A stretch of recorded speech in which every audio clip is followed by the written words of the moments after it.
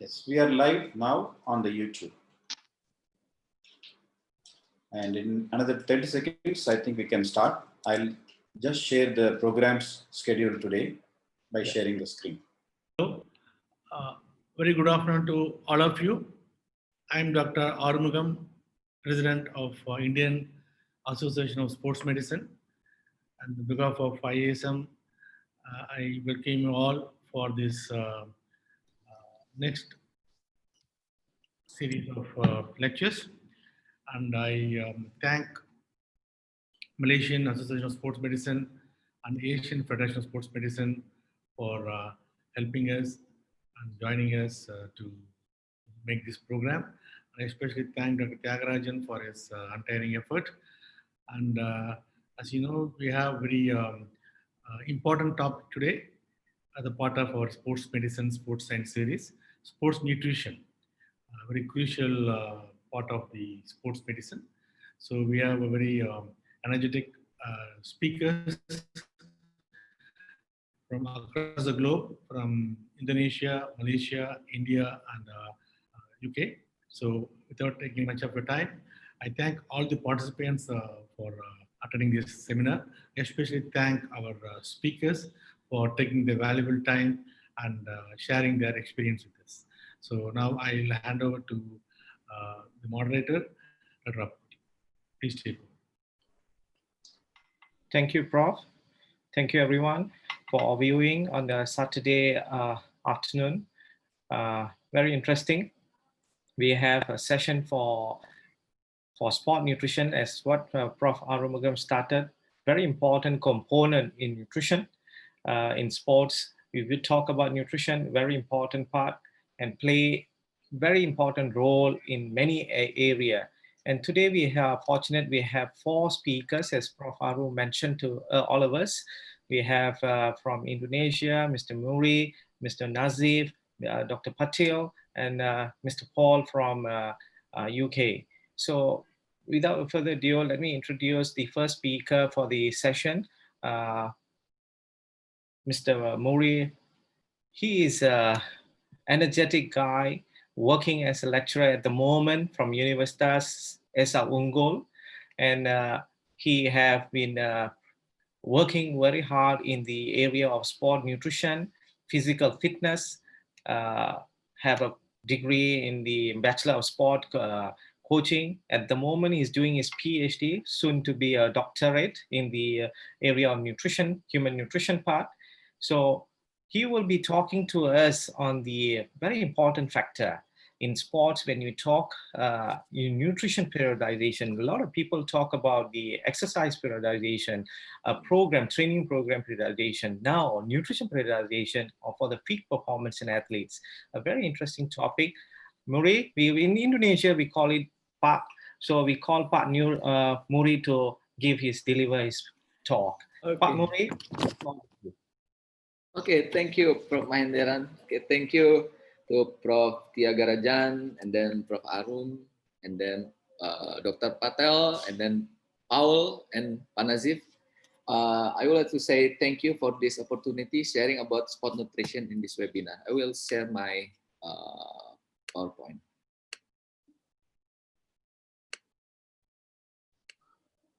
Okay, this is my title of this webinar about nutrition periodization for peak performance.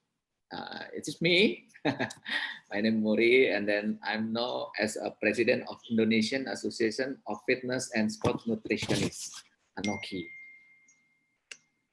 Okay, first slide. I will talk about illustration, athlete, and nutrition. As you know that athlete like a machine, and then nutrition like a fuel. So when best fuel for the best machine. For if the car not have a good fuel, so the car is broken or slow, not fast. So nutrition is important. Okay, next slide. I would like this slide. I will tell you about what kind of fuel for the machine. This is, we have carbohydrate and then protein and then fat for health and performance. So this is up to you. You feel full of fuel or moderate or empty. So it's up to you. But as an athlete, you should be full your fuel for peak performance. Okay, next, why nutrition is important in a club or in a sports? Because as we know that athlete and coach have a poor or outdated knowledge in sport nutrition. Many athletes have bad food for support the performance, and then lack of dietitian and nutrition professional in Indonesia is not many. Sport nutrition in Indonesia. So we create association to build many sport nutrition in Indonesia. And then many clubs have inadequate finance because as you know that many clubs, many athletes don't have much money. And then busy lifestyle leading to inadequate time to obtain or consume food, and then poor available of good food choice, and then many supplement failure to use evidence base. So this is reason why nutritionist is important. Okay, next slide.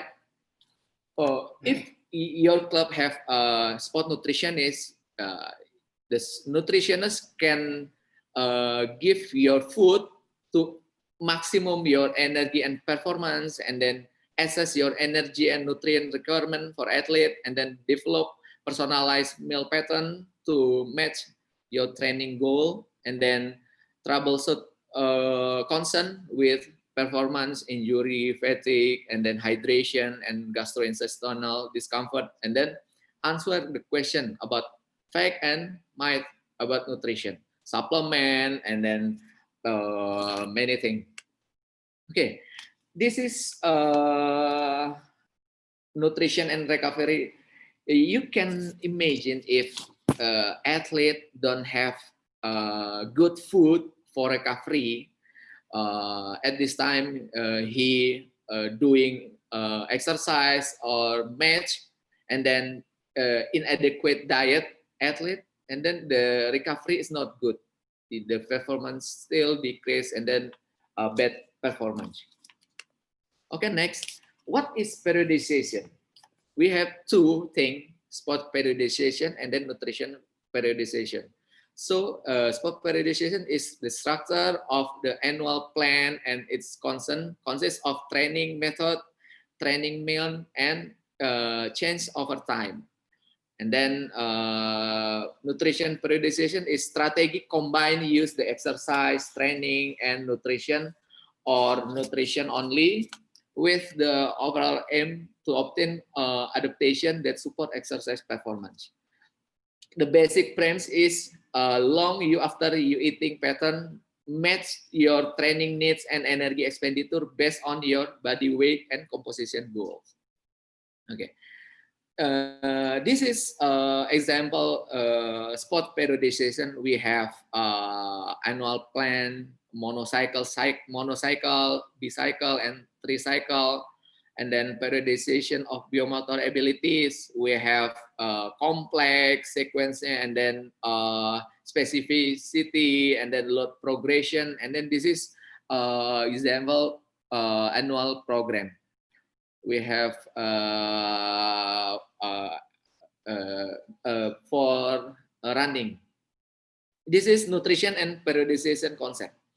Periodization nutrition, between training, nutrition, and planning, we have aspect need to be improved for optimal performance. And then nutrition, what nutrition intervention can be used to optimize training adaptation, and then how can nutrition help with other performance goal. And then planning, weekend training and nutrition in track short-term and long-term, micro and macro and meso cycle. This is nutrition periodization. As you know, we have preparation phase and then competition phase and then transition with macro cycle, meso cycle, and micro cycle. This is in this periodization, nutrition periodization, we have important thing is macro, micronutrient and fluid timing, quality and quantity, and then to transition phase, we must concern about waste management. Okay, next, this is aim of nutrition periodization, the amount, composition, and timing of food intake for sport performance, and then good nutrition practical will have athlete train hard, recovery quickly, adapt more effectively, and then less risk of illness and injury. Nutrition is important because nutrition certainly top this of the list, the most important limit to training. So important is nutrition is important thing. This is when you see this slide, this is correct nutrition should be based on the following 5 principles. The first one is eat every 2 to 4 hours. This is important. Many athletes not eat 2 or 4 hours because many activity and then leisure time and etc. make athlete not good recovery. And then the second one is eat completely lean protein, and then each feeding opportunity, a good source of protein include lean red meat, salmon, egg, low-fat plain yogurt, and then supplementation protein such as milk protein, isolate, whey protein. It is important. And then vegetables every each feeding, and then for fat loss, eat carbohydrate other than fruit and vegetables only after exercise, and then eat healthy and fight fat daily. This is 5 components of nutrition periodization. The first one is manipulate body weight. That is the first thing to do for the component of periodization model. And then the second is manipulate body composition. And then next, to improve metabolic efficiency, and then promote health and immune system, and then support physical periodization.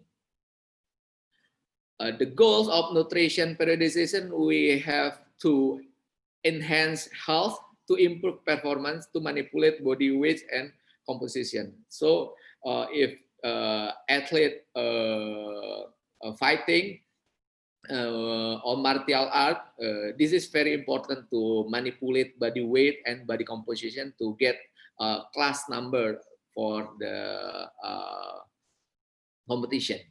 And then this is nutrition periodization concept, the application principle. We start from planning, developing, implementing, and quantity of food, and then quality of food, and then timing of food.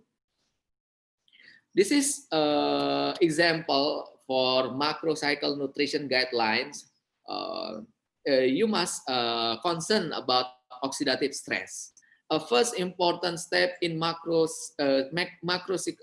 cycle eating is the reduce stress oxidative in your body, because you must adapt it with the exercise or training program. So your oxidative stress is increased. So you must concern about this, and then choose your rich in beta carotene, vitamin C, vitamin E, selenium, and zinc to support your immune system. And then beneficial fats. This is about focusing your attention on including more polysaturated and monosaturated fat, and then from tofu, mackerel, salmon, and then etc.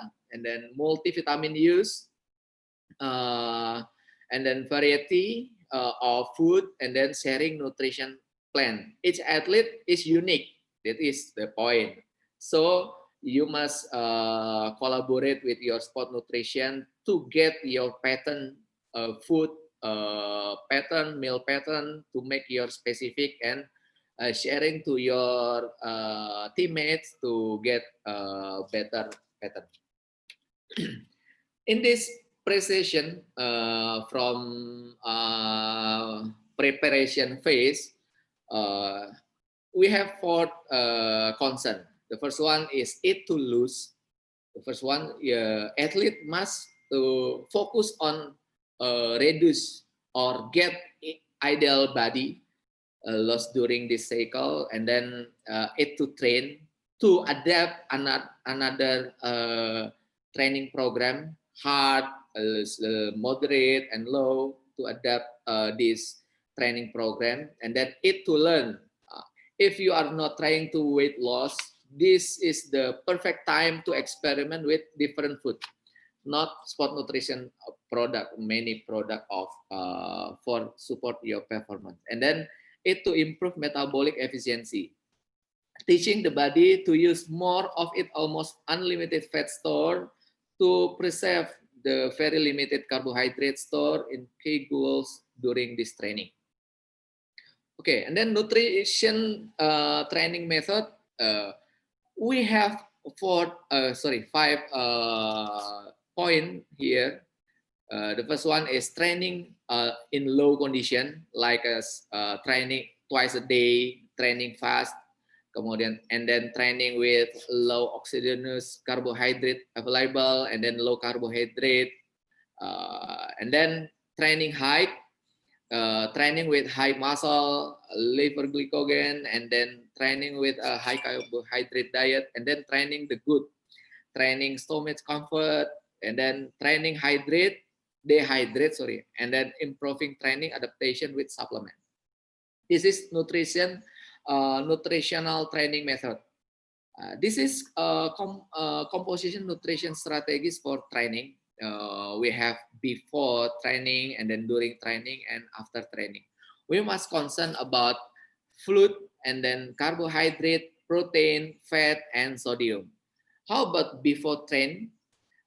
The fluid, this is important to make your athlete good hydration, and then carbohydrate, 1 to 4 gram of carbohydrate per kilogram your body weight, 1 to 4 hours before training, and then protein, 5 to 20 gram of protein, and then fat, sodium, 1 to 15 milligram. Okay, and then during training, drink fluid every 15 to 20 minutes during training, and then carbohydrate consume between 30 to 70 gram of carbohydrate per hours of training, depend on your intensity of training, and then protein 3 to 10 gram per hours, and then fat, and then sodium, and then after training for recovery, you must consume 150 of fluid losses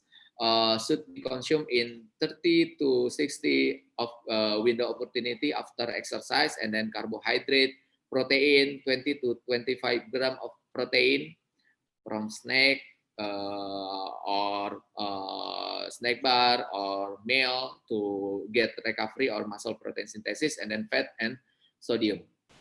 This is what we call carbohydrate needs for different intensity of training. If you're doing low intensity of training, you should be consume 3 to 5 gram per kilogram body weight for carbohydrate.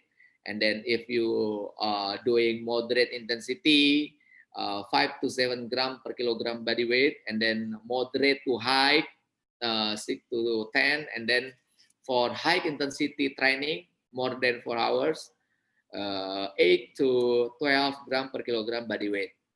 And then how about protein? Protein is 1.2 to 2 gram per kilogram body weight.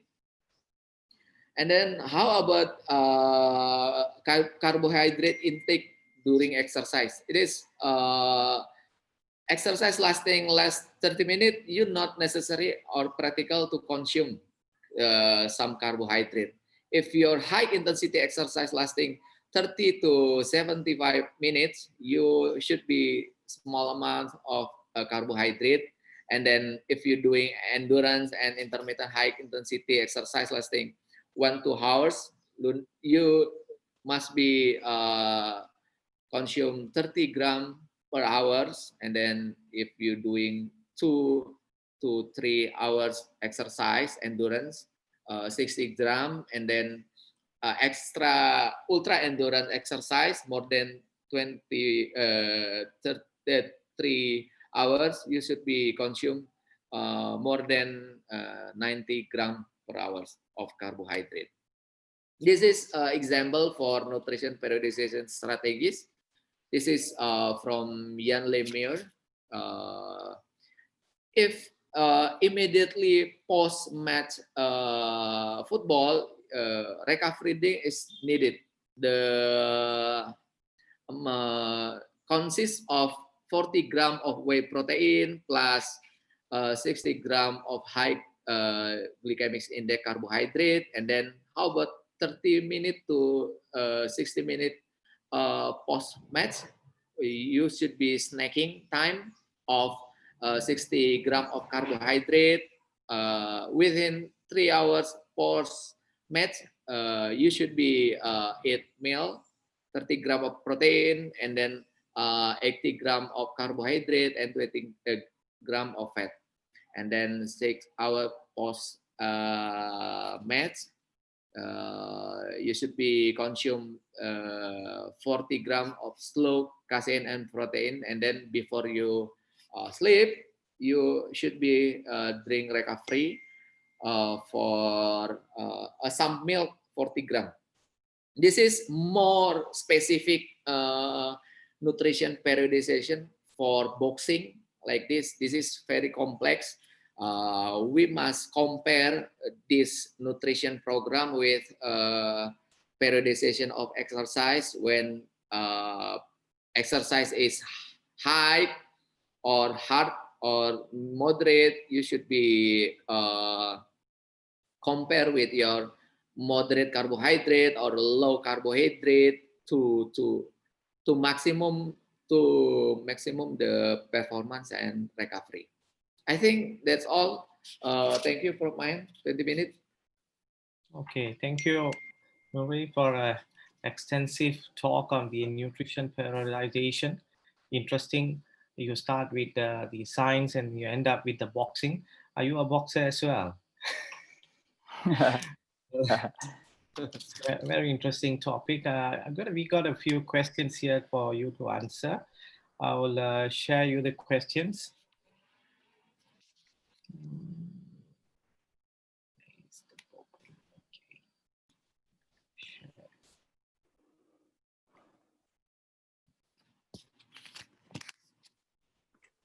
So the question for Nazif Muri, yeah? We have a few questions here. How should a weight and body composition is maintained throughout the nutritional periodization? How you want to answer? There's 3 questions here. We would like to answer that part. Okay. Now? Yeah, please go ahead. Okay, the first question is how should we weight and body composition be maintained? Okay, this is depend on your body composition, because as we know, we have target to get your body composition for general phase or preparation phase. So if you consume like a guideline before I share with you, 12 gram per kilogram body weight, this is to maintain your body, depend on your activity. So not will be increase the body composition. Okay, the second question is periodization of nutrition. Yeah, for team sport and endurance sport. And how about individual events? Your comments? Yeah. Of course, periodization of nutrition is important for individual event It is very important because for the team sport, nutritionists must be separate each of player because have different needs. Yeah. So this is depend. We must create nutrition periodization as individualized. Okay, True. that is my answer. And then how should we decide on the approach of periodization, such as traditional or reverse periodization suited for the athlete? You want to use a conventional or you have a modern type? Yeah, many publication now periodization, because when we're talking about traditional periodization, in the part we must decrease many carbohydrate in there, so that is can distract your performance, and then to get optimum performance you have a trouble in here. So in modern periodization we have not quite decrease but normal, but after that we must several days before we match, carbohydrate must increase. That is my question. So modern periodization is more than traditional. Very good. Okay, we do have questions from YouTube is coming in. I would like to find out what is the best food to consume to lasting the endurance towards fatigues. What is the best food that you recommend for keeping the endurance active movement without a fatigue? Okay, we have experiment here for athletes. So many athletes have a what I say magical food. So if we have a pyramid of nutrition, in the foundation we have balanced nutrition, and then sport nutrition, and then supplement. So the best or the magic food for an athlete for endurance is depend on the athlete, but the timing of the food is important than kind of food, because every athlete or each people have different taste, you know, like me and you, Prof. Mahen, maybe. I understand. Thanks, Marie. There's the question just now was asked by Mr. Mohammed Fadlin. Yeah, we have another question also. You got a lot of questions. People are coming in here. Got a question from Abi Singh. What type of nutrition for a weightlifter in 96 kilos? Okay. What type of nutrition that you would you recommend for a weightlifters? Weightlifter. Okay. Weightlifter, as we know, protein is important thing. Protein for weightlifter is more than 2 grams per kilogram body weight. 2 to 3 grams per kilogram body weight. So for maintain muscle, please don't less from 1.6 gram per kilogram berat badan of protein, because make your body muscle protein breakdown, make your muscle decrease. I think that. Yeah. Sir? I think that's a good way of talking, because in weightlifters and everything, proteins are more important. Well said. And I believe with this talk from the Pak Mori, from SR Unggul University, and also the president of ANOKI, he have given us the overview of the nutrition periodization in sports. Thank you, Pak Nuri. We may have more questions. We will get to you by emails and everything later on. Okay, we moved in for the next speaker. very interesting guy, exactly like Pak Muri. This is Pak Nazif. We in Indonesia they call Mr. is like a Pak and everything, very respectful manner of talking, like the Japanese call san.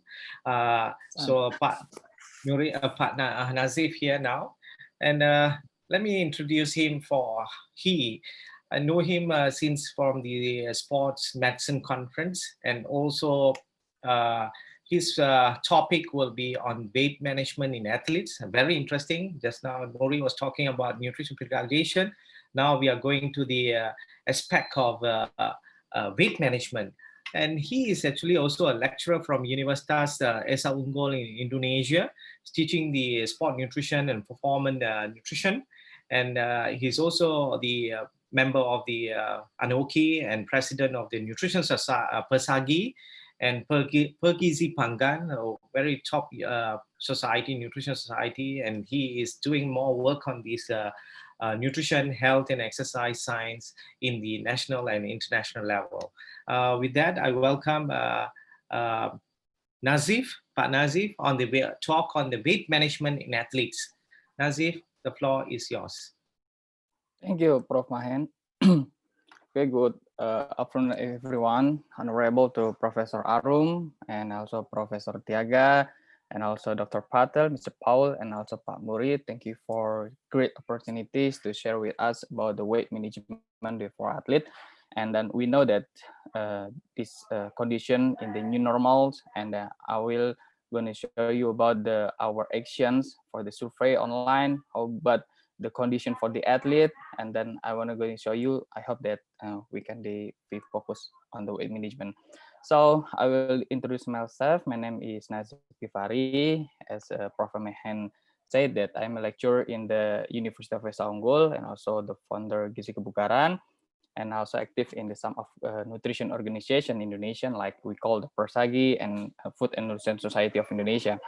So very challenging that the topic about weight management, because it's very like sensitive, and then we know that the COVID-19 we cannot go around, and that we have to limited to going the field on the laboratory to doing the exercise. So I think that this is very different challenges for us, how to maintain the weight and the athlete.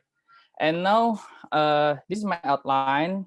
For the first is introductions, and then how the balance, energy balance, and the third is how to optimize the performance, and then the four action plan for the nutrition, and the last is weight management in new normal for athlete, how we can do it. And okay, when we talk about the weight management, is one of the factor that can be performance related to performance, because it's changing the weight and body composition, because the athlete is very different, like every the type of the exercise maybe it different in body composition. We know that not all of the athlete can be classification with the BMI, but also the qualification or criteria with the body compositions. So with the weight management, I think that right weight management, we can be changing like the weight and the percentage body fat, and how to skeletal muscle and muscle, then objective in their own goals. Like taekwondo, they have a criteria to join to, and then also the karate, and then something like that, we have a standard. And then what is related to weight management in the new normals?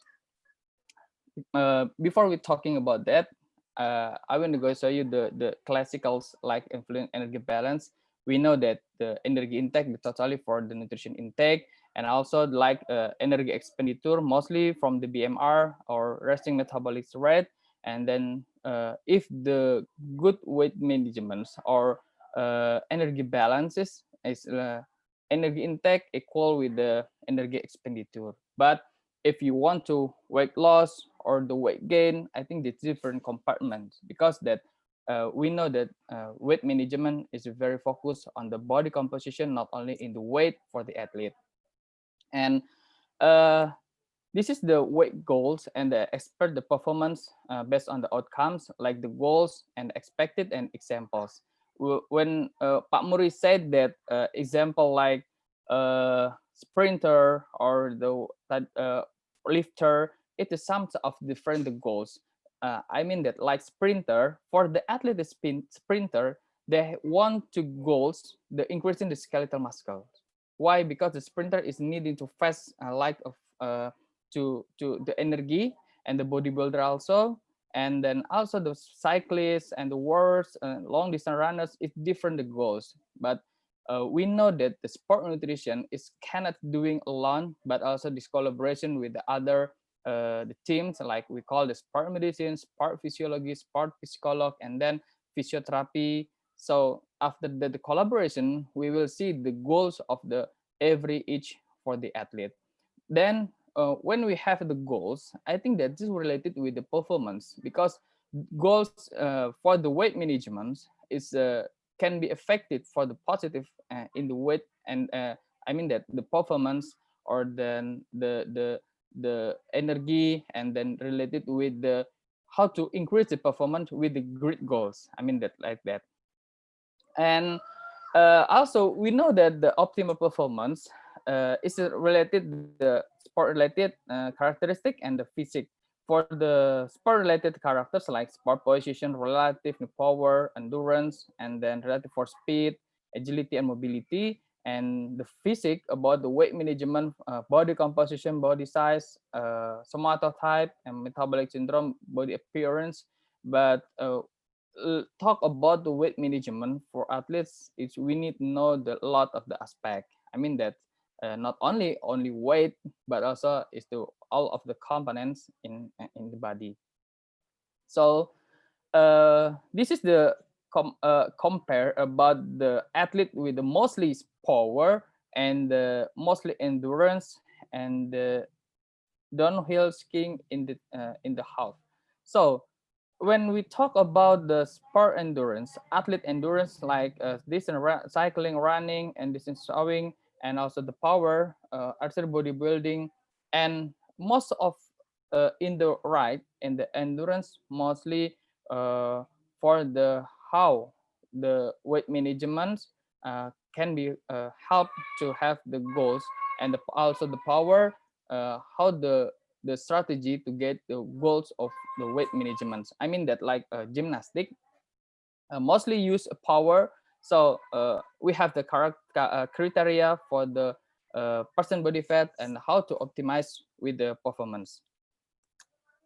This is I think that's like a standard from the body composition. I mean the only the position and also the percent body fat, like the baseball, basketball, judo, rugby, and some like running, and also the soccer, swimming, tennis. A lot of the body composition is based on position and also the percent body fat.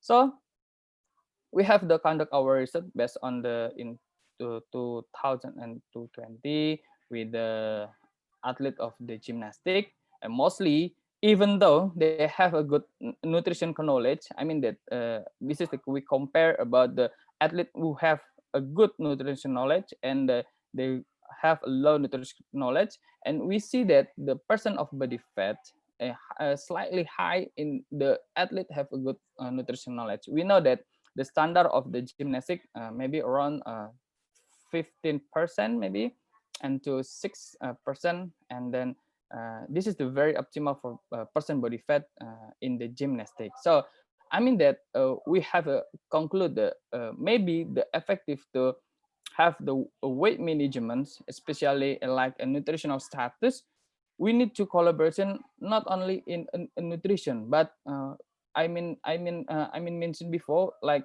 with the sport medicine and coaching, and I think that is very to support as the program. So, and also we have the conclude that if the athlete have the good nutrition knowledge, maybe they have good the VO2 max. I mean that it's not direct, it's very long, but it's related with the nutrition and also performance. We have been published, and also we have the strategy in maybe in new normal we have quarantine 14 days, and also we cannot go to the sport facilities, but we can do in the only in the home. Exercise in the home is something like that. Now we seminar with the online. Also the athlete use a exercise program doing in online. So I mean that the goals of the athlete, we have a process. The first is assessment, like a body compositions. We know that the athlete, Prof Mahen also the president of body composition in Malaysia, right? And also how to make sure that the athlete, we know that the standard of body composition. After that, if there is athlete have the problems, I mean that's like a body composition, more than percent body fat. This is we use the goal setting. I mean that if you have a targeting like per week increasing 2%, 1% body fat, you write in the goal setting. And then we know that the action plan, what they must eating or restriction done for the nutrition, and also the monitoring for the last the evaluation, how the achievement for the weight management program for the athlete. So when we see the goal settings, specific, measurable, achievable, realistic, and the time. So I mentioned before, it's depend on the goals. Like the much of athlete have a different characteristic, or based on the criteria we call the somatotype. I mean that it can be helped to get the how to the related with the weight management for the performance. Okay, for the action plan for the nutrition, like the fundamental, the first is energy intake.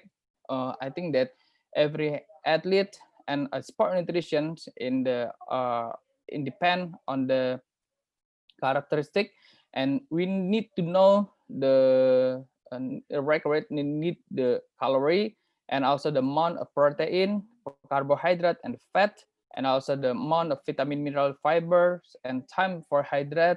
And the last is like nutrition for recovery. I mean that the five component for the action plan in weight management can be help the athlete for the achieve the performance. So if there is don't have achievables, so we need to have a lot of the alternative, and we can do it. So very popular this topic is like new normals, but with the system immune in the body, like some of the food and nutrition have the potential to inhibit the COVID-19 with the polyphenol. We know the polyphenol is contain a lot of like tea or the fruit and vegetables. This is the very potential to in mechanism to inhibit the COVID-19. So related with nutrition and also the immune system, we know that macronutrient, carbohydrate, protein, and fat, and macronutrient, vitamin, and mineral, and Pak Muri talk about the how the before, during, and after exercise, how the nutrition recruitment. But for the weight management, it's not only about the how consume, but we know that the strategy and the goals what they have based on the own goals. So for the nutrition plans, if you want to help the athlete in decrease in body fat, maybe you can decrease the 500 calorie, and also for the increase the skeletal muscle to improve the 500 calorie. But we don't talk about the only calorie, but focus on the content, what we can help the athlete with the right nutrition. Examples like when we want to increasing the skeletal muscle, we need improve for the consume more than protein, and also if decrease body fat, we just limited the consume athlete with the bad fat with the replace in the good fat. So like a dietary strategy for weight loss and maintenance, for the first assault, the first and the restriction, because sometimes the coaching don't know how to achieve the weight loss. They use a sauna, or they use something, the pills. We can be the claim have the potential to weight loss. I think that is very no recommended to the athlete, because athlete is the like the people who have the potentials, and we know to do strategy to support them to achieve the potential. And also the secondly is the proteins, not only in the calorie, I mean protein like intake, quality, and the timing. And then the third is timing for intake around exercise. For the very important like healthy snacking, we know that the condition new normal, mostly people doing at home, they cannot just cheating with the bad snacking. I mean that healthy snacking like a fruit or salad or peanut, something like that. And the fifth is hydrations. And the last is how to reduce the consumption energy index based on the beverage, because very imbalance in the sugar. So we have then conduct our research also the combined exercise and nutrition counseling, but it's not for the athlete, mostly for the people active. When we give the exercise and also nutrition counseling, we still do increase the weight and also the percent body fat. So I think that is very potential to help them. So very interesting that I will show you about our small research, maybe based on the online survey with the team with Mr. Murray and me, Anis and Fadila, with the total athlete 335 when they fulfill the form online. So mostly for the athlete who fulfill the most 69% is men, also 30% is females, and this is the level of athlete, mostly athlete from the university, and the second highest from the nationals, and the third is province. So the frequent exercise in regularly compare when until now in the new normal or the COVID, very different like frequency of the exercise. In the red one, in the regularly, mostly athlete exercise more than 5 times, but in COVID-19, mostly athlete only exercise frequency 2-3 times a week. So it's very different, like only the frequency of exercise.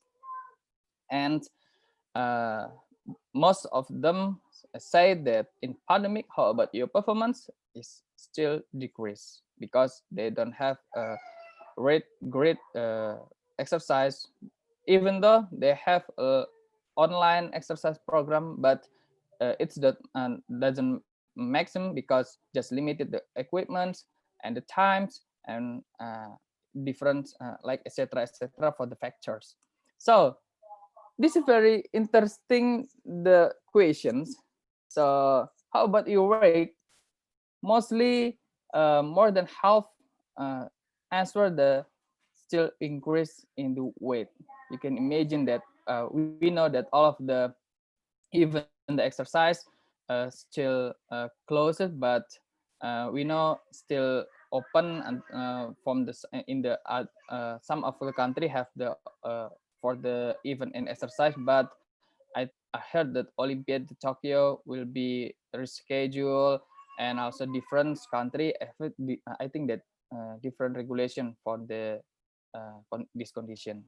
So after that, we recommended that in weight management in the new normal for the athlete, please collaborations with the coaching to eat the variety of the food, and then plenty of fruit and vegetables. We mean that if you done inadequate, you can fill the vitamin or minerals, and also the consume dietary in whole grains, and then watch your intake the fat and sugar and salt.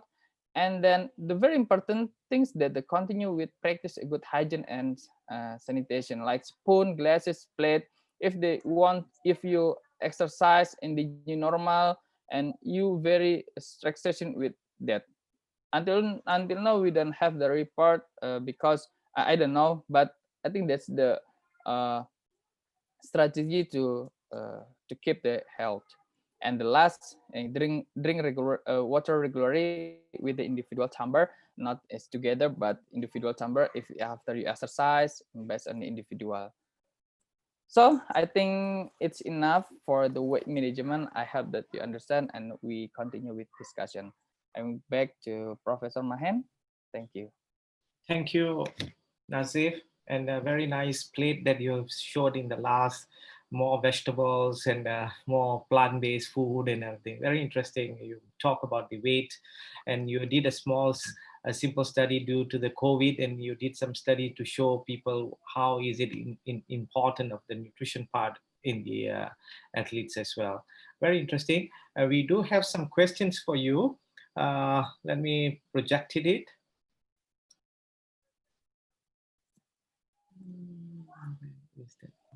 Okay, good. So for question for Nazif in the weight management, how when you follow a long-term restrictive diet, your body becomes efficient in using energy or auto-regulate. How does this affect the performance? What do you think about this?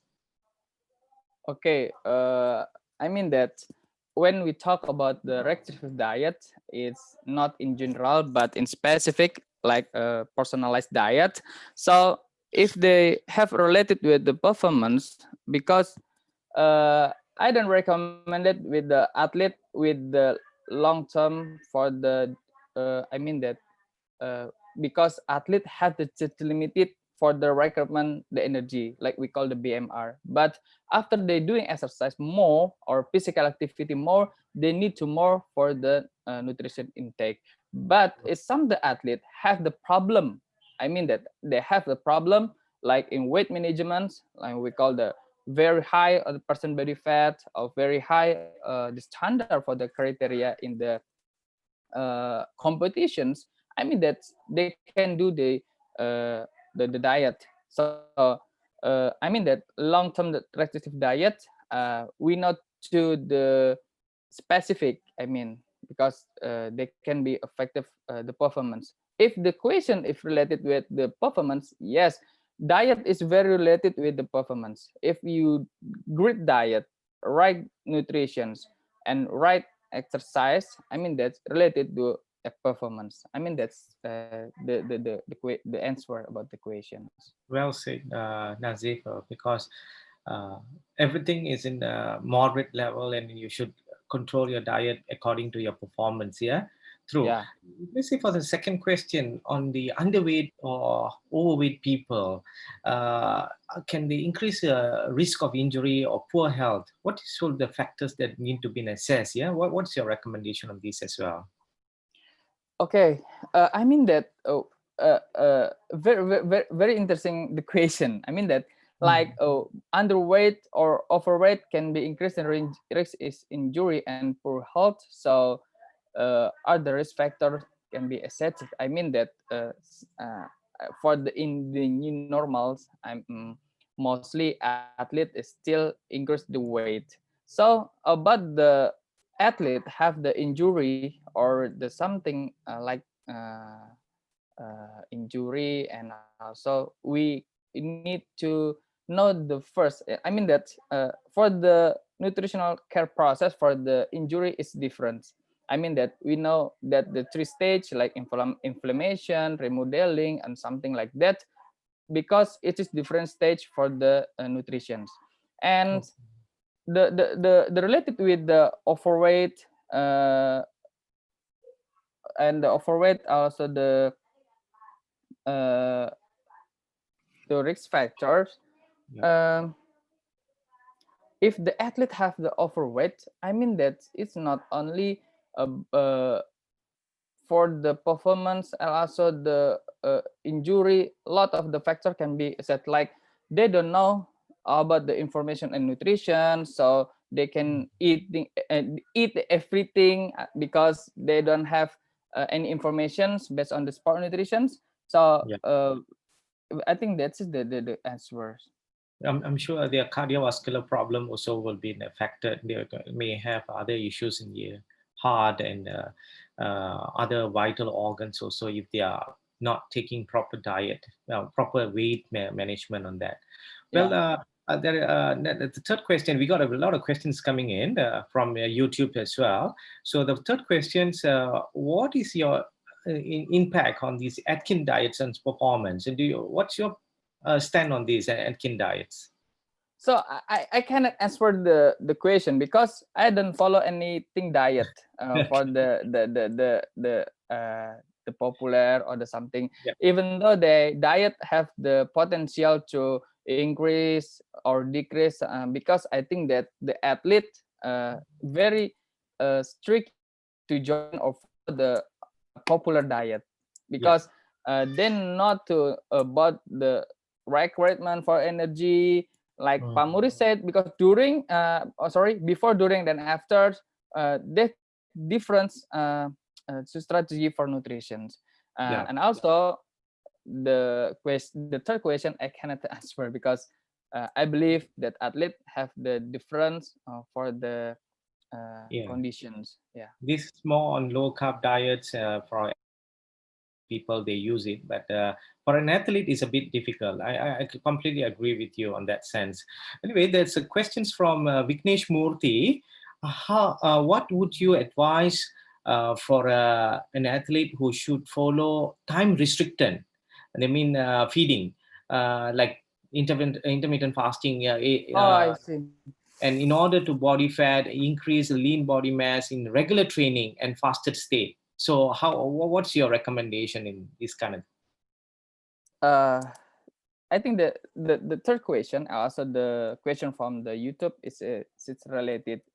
Even though you have a weight loss with a lot of the diet, I think it's work. But the questions, how long the diet can be worked, how the sustainable of the diet, because like you have goals for the increasing the weight and you happy and you get the goals, but after the competitions, after the next month, and then weight you still increase. I mean that the diet is very strict to inform the athlete, but I think if you want to reels to have the weight management, I mean that you need to, for the first, calculating the nutrition requirements.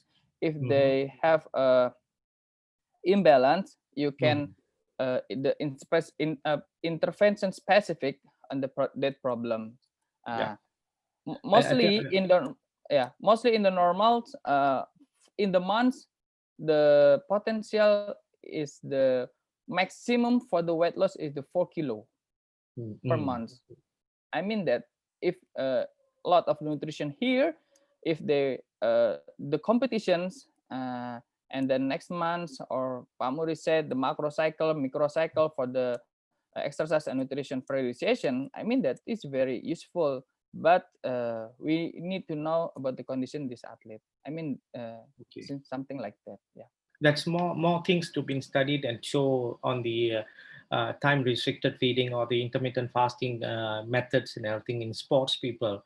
I think I agree with you. There's another questions from Monica Gopal.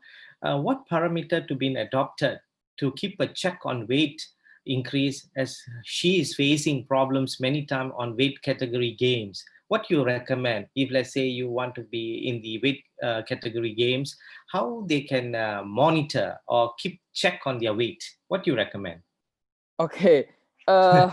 In now condition, I mean that we cannot move everywhere because just limited access, and then in the new normals. So and for the athlete especially, and then I mean that the recommendation for the measure the weight, the sum of the research say that every day the best recommendation for the measure the weight. But in my experience, when the athlete measure every day in the weight, can be make a stress. So for me, as some help for the athlete who have weight, and then they have a target like a selection in some the sport Indonesian in 2022 for the Olympiad, but the reschedule. We help some athlete, and if you measure maybe in the months only 2 times, or per week to measure the weight. Then Okay. if the problem is not only in the weight gain or weight loss, but the problem is the component is like body composition. I think that Professor Mahen can collaboration is other university because he is as president for body composition Malaysia. Yeah. Well, I think what you said, they need to do more than a weight. Is body composition also need to be taken care. Yeah? Yes. Okay. We got one more question before we moved into another person. We have another poll going to go on where Dr. Prof. Thiaga will do that. Niranjani Mahadevan have asked how often we should measure and body composition in athlete. I think you have mentioned about it in your, just now you spoke to it. Maybe you can re-emphasize that. How often you should measure your body composition? Yeah.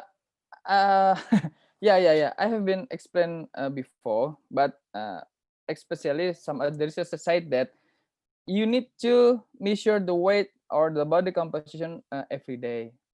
It's make a stress for the athlete. In my practically for the help some the athlete, the best times and every week. At the moment, in the months, you can measure for the 4 times because this is a very potential. Because the weight gain, body composition is very the different standard deviations like increase, decrease, or slightly, or something like that. If the athlete or you as a coaching or the personal trainer and can be recommended for the athlete, maybe you should measure your body composition maybe at least once a week in the week. Yeah. So if I catch you from your conversation, your answer, week body weight you can measure, and after a month you can do your body composition full checkup and everything. Yeah. Yes. As an athlete, they need to measure their weight properly and keep record. Yeah, that's a golden rules among any athletes need to be in there. Okay, now I'm going to pass it to thank you, Pak Marie, Pak Nazif, for your excellent presentation. Very well done, and you have given us a very big view on the continuity of Muri to yourself on the weight management. Very interesting topic, and we're going to pass it to Dr. Prof. Thiaga now for a poll, short poll, and Prof. Thiaga, the ball in your court. Yeah, thank you, Mahen, and thanks, Muri and Nazif, for the lovely, very vibrant talks. Thank you very much. And while we wait for Dr. Patel and Paul to deliver their talks, we are going to make it a little more participative. Like we have 3 questions now. Each question has 3 answers, multiple choice. And these questions are in some gray areas, some debatable areas where we have divided opinions and we fight amongst ourselves. So these are intended for the panelists here inside the Zoom. And we did not answer the question right now. You have a button to click. You can choose the answers. And at the end of today's session, I'll come out with the results and how many of us agree or disagree. Okay, the first poll question is this one. Targeting mild hypohydration on competition day. Some people do that. Many people do that, right? And this is to achieve probably higher power to weight ratio. Is this permissible to you? A, maybe is the B, or totally you want to avoid it. So no answer right now. So somebody answering. Yeah. So this poll, we'll close it in another few seconds. Then we'll move on to the next question. I can't answer. I can see almost half of us have answered.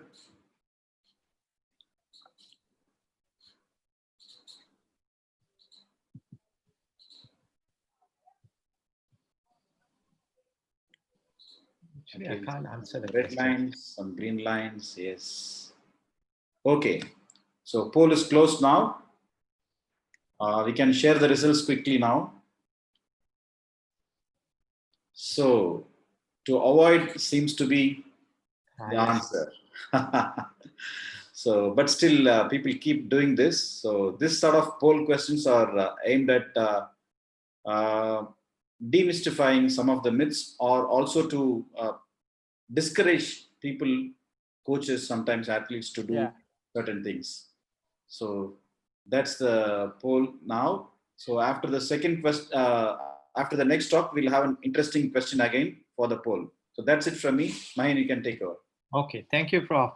Very interesting question, yeah. And keep in track. Oh, the winners will be given a big clap from here. Okay, let's move in. We have I'm from Malaysia, from UiTM, co-organizing with this Sports Center of India. And now I bring in the two Indonesians to talk. Now let's move into Professor Patil, yeah? Professor Patil is from the Sardar Patil University from Gujarat, north side, somewhere in the north side of the India. The central India. You come again? Central India. Central India. I've never been to that part, Prof. Very interesting. And he's going to give us a very interesting topic on the antioxidants and everything. Oh my goodness, that is a very area that a lot of people need to pay attention. Yeah, at this point of time, exercise, oxidative stress, and antioxidants. Very interesting topic, Prof. Patil. He's going to talk about it, and let's listen and bring it the gist of it, and we will practice it after this Prof. Patil's presentation. Prof, the ball in your court. Okay, thank you. I'm sharing my presentation. Yeah, please see. So, first of all, I am very much thankful for the organization and giving the opportunity to share my views on exercise, oxidative stress, and antioxidant. I myself is Dr. V.H. Patil, Professor in Foods and Nutrition at Sardar Patel University.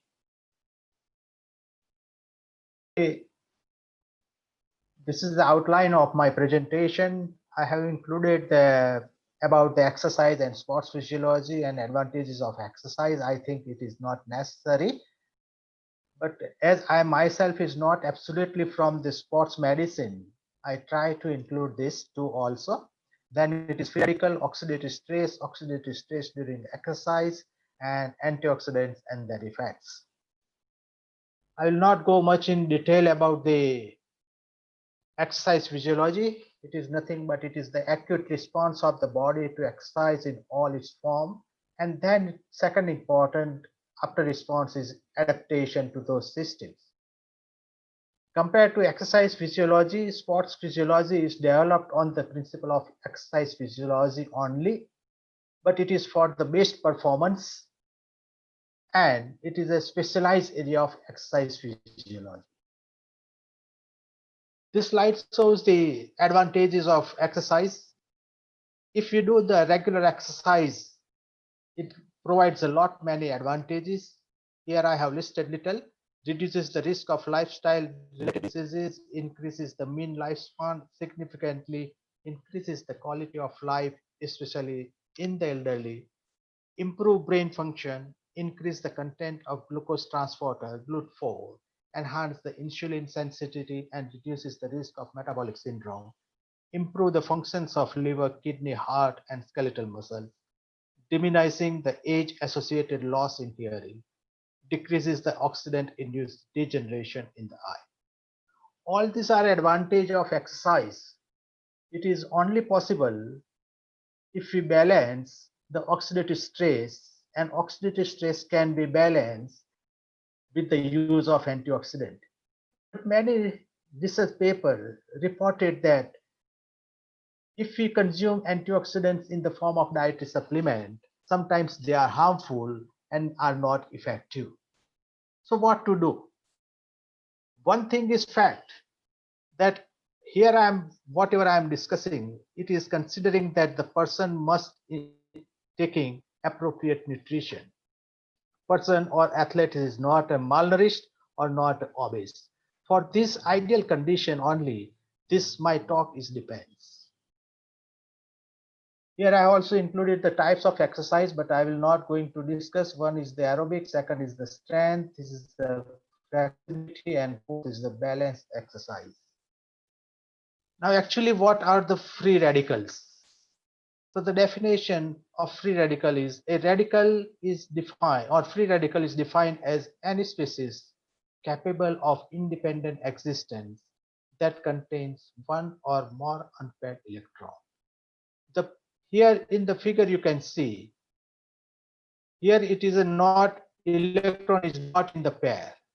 So when the molecule has an unpaired electron, this particular molecule is always tried to donate this electron or to accept the electron to become a stable molecule. So free radical is nothing but it is an unpaired electron. There are two types of free radicals. One is based on the oxygen species, and so they are defined as reactive oxygen species, and another is on the nitrogen, so reactive nitrogen species.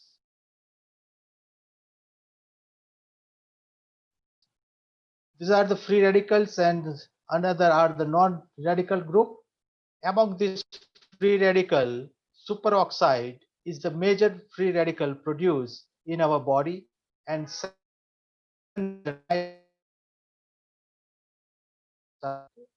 but non-radicals they are from the free radicals only. The major non-radical is hydrogen peroxide.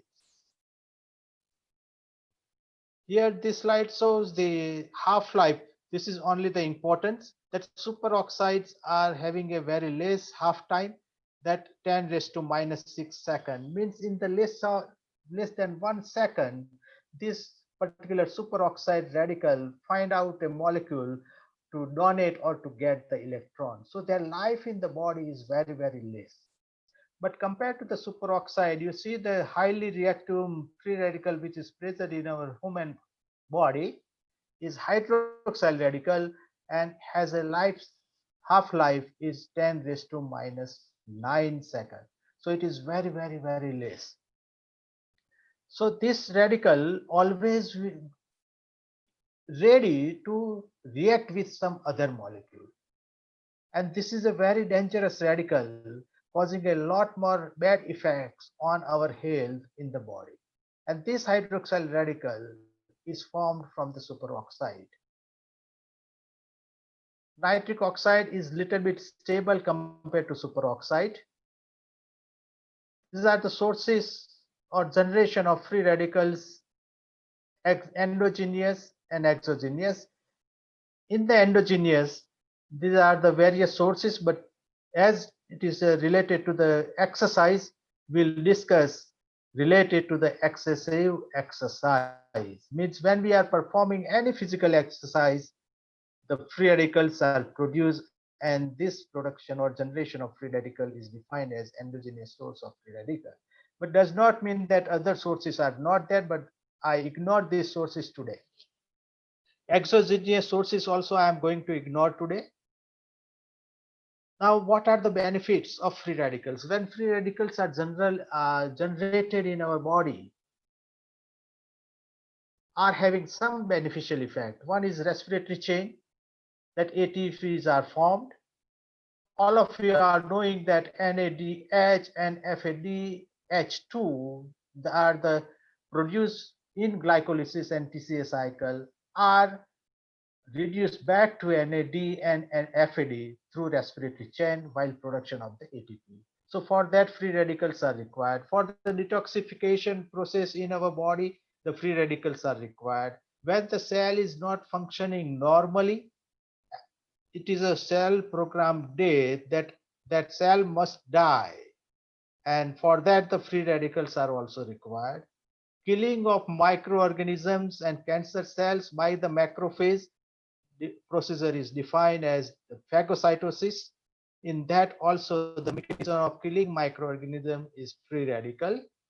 And the oxygenases, they are the cyclooxygenases and lipoxygenases. For the generation of prostaglandins, again free radicals are required. where in our body free radicals are produced. Here I have taken only, it is a free radicals produced in the skeletal muscle cell. Because when we are performing the physical exercise, in which the skeletal muscles are involved. And these skeletal muscles, when they are involved, whatever the free radicals are produced in the different organelles or by the different chemical reactions, only those I have discussed or I have included here. First is the mitochondria, second is the sarcoplasmic reticulum, the T tubules through NOx means NADPH oxidase enzymes, phospholipase A2, xanthine oxidase and other sources. The mitochondria, generally we believe that 2 to 5% of total oxygen consumed by mitochondria may undergo one electron reduction. Among the electron transport chain, it is a complex 1 and complex 3 produces the free radicals. But the recent reports underestimate that. Recent reports reported that only 0.15% of this total oxygen is converted into a free radical. And this is because that the low rate of superoxide formation include a role of uncoupling proteins, particularly UCP3 as a regulator of mitochondrial production of free radical, that is superoxide. Here the mitochondria produce the ROS during stage 4, means when we are not performing any physical exercise, it is defined as stage 4. But when we are performing the physical exercise, it is defined as the stage 3 or stage 3 when we are performing the physical exercise. How this, when we are performing the physical exercise, mitochondria is reducing the production of free radical compared to other sources. The two reasons are there, that at rest position, the ADP to ATP ratio is low and reduced NADH to NAD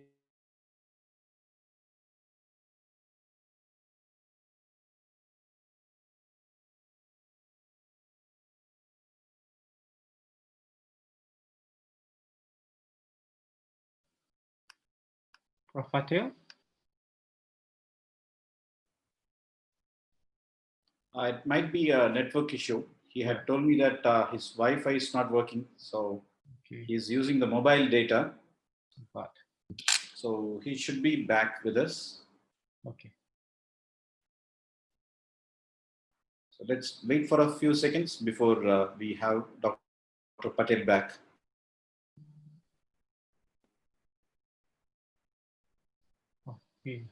We left. Nice. Yes. Okay, sorry.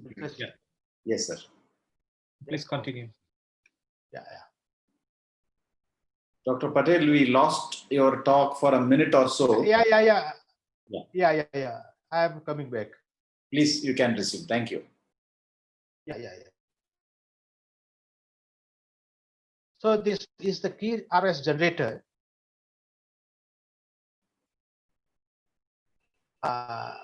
During the muscle contraction, contributing to a large extent of cytosolic superoxide than the mitochondria. This is very, very important. Share your screen, sir. Yeah, okay. Yeah. Yes.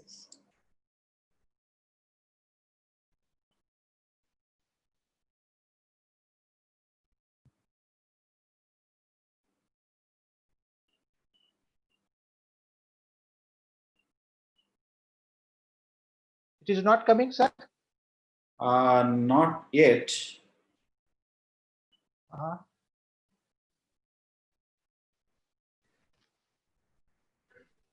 Just a minute. Yes. It is there? No.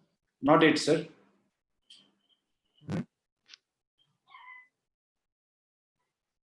Screen sharing, but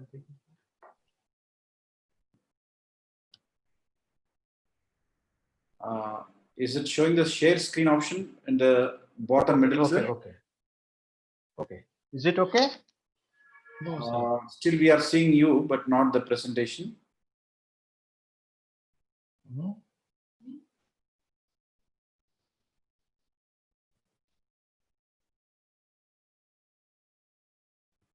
Maybe you have to off and on the PowerPoint.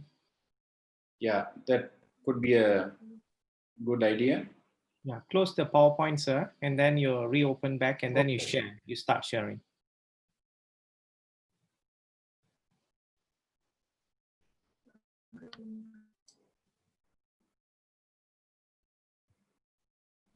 So, in the meanwhile, can we have a quick short second poll till Doctor gets his screen back?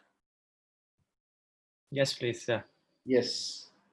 It's again a controversy. The low carb, high fat diet for sports performance. Do you recommend?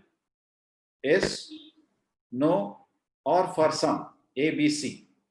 Nazif, you have to answer that. No answers, only polling. 10 seconds more, 10 seconds, 10 seconds more. 5 seconds more.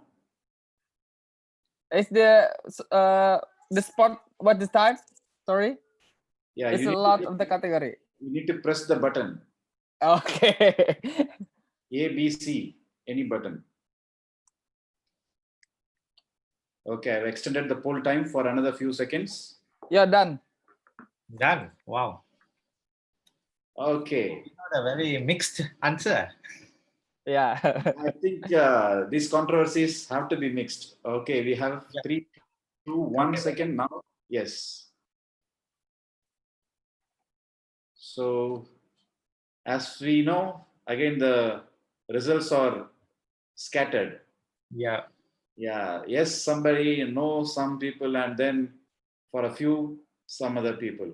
So, think this controversy yet to die down. So, since Dr. Patel has got his presentation back, let's go back to him. Yes, please. Sorry. No problem. We have time for a quick poll. Okay.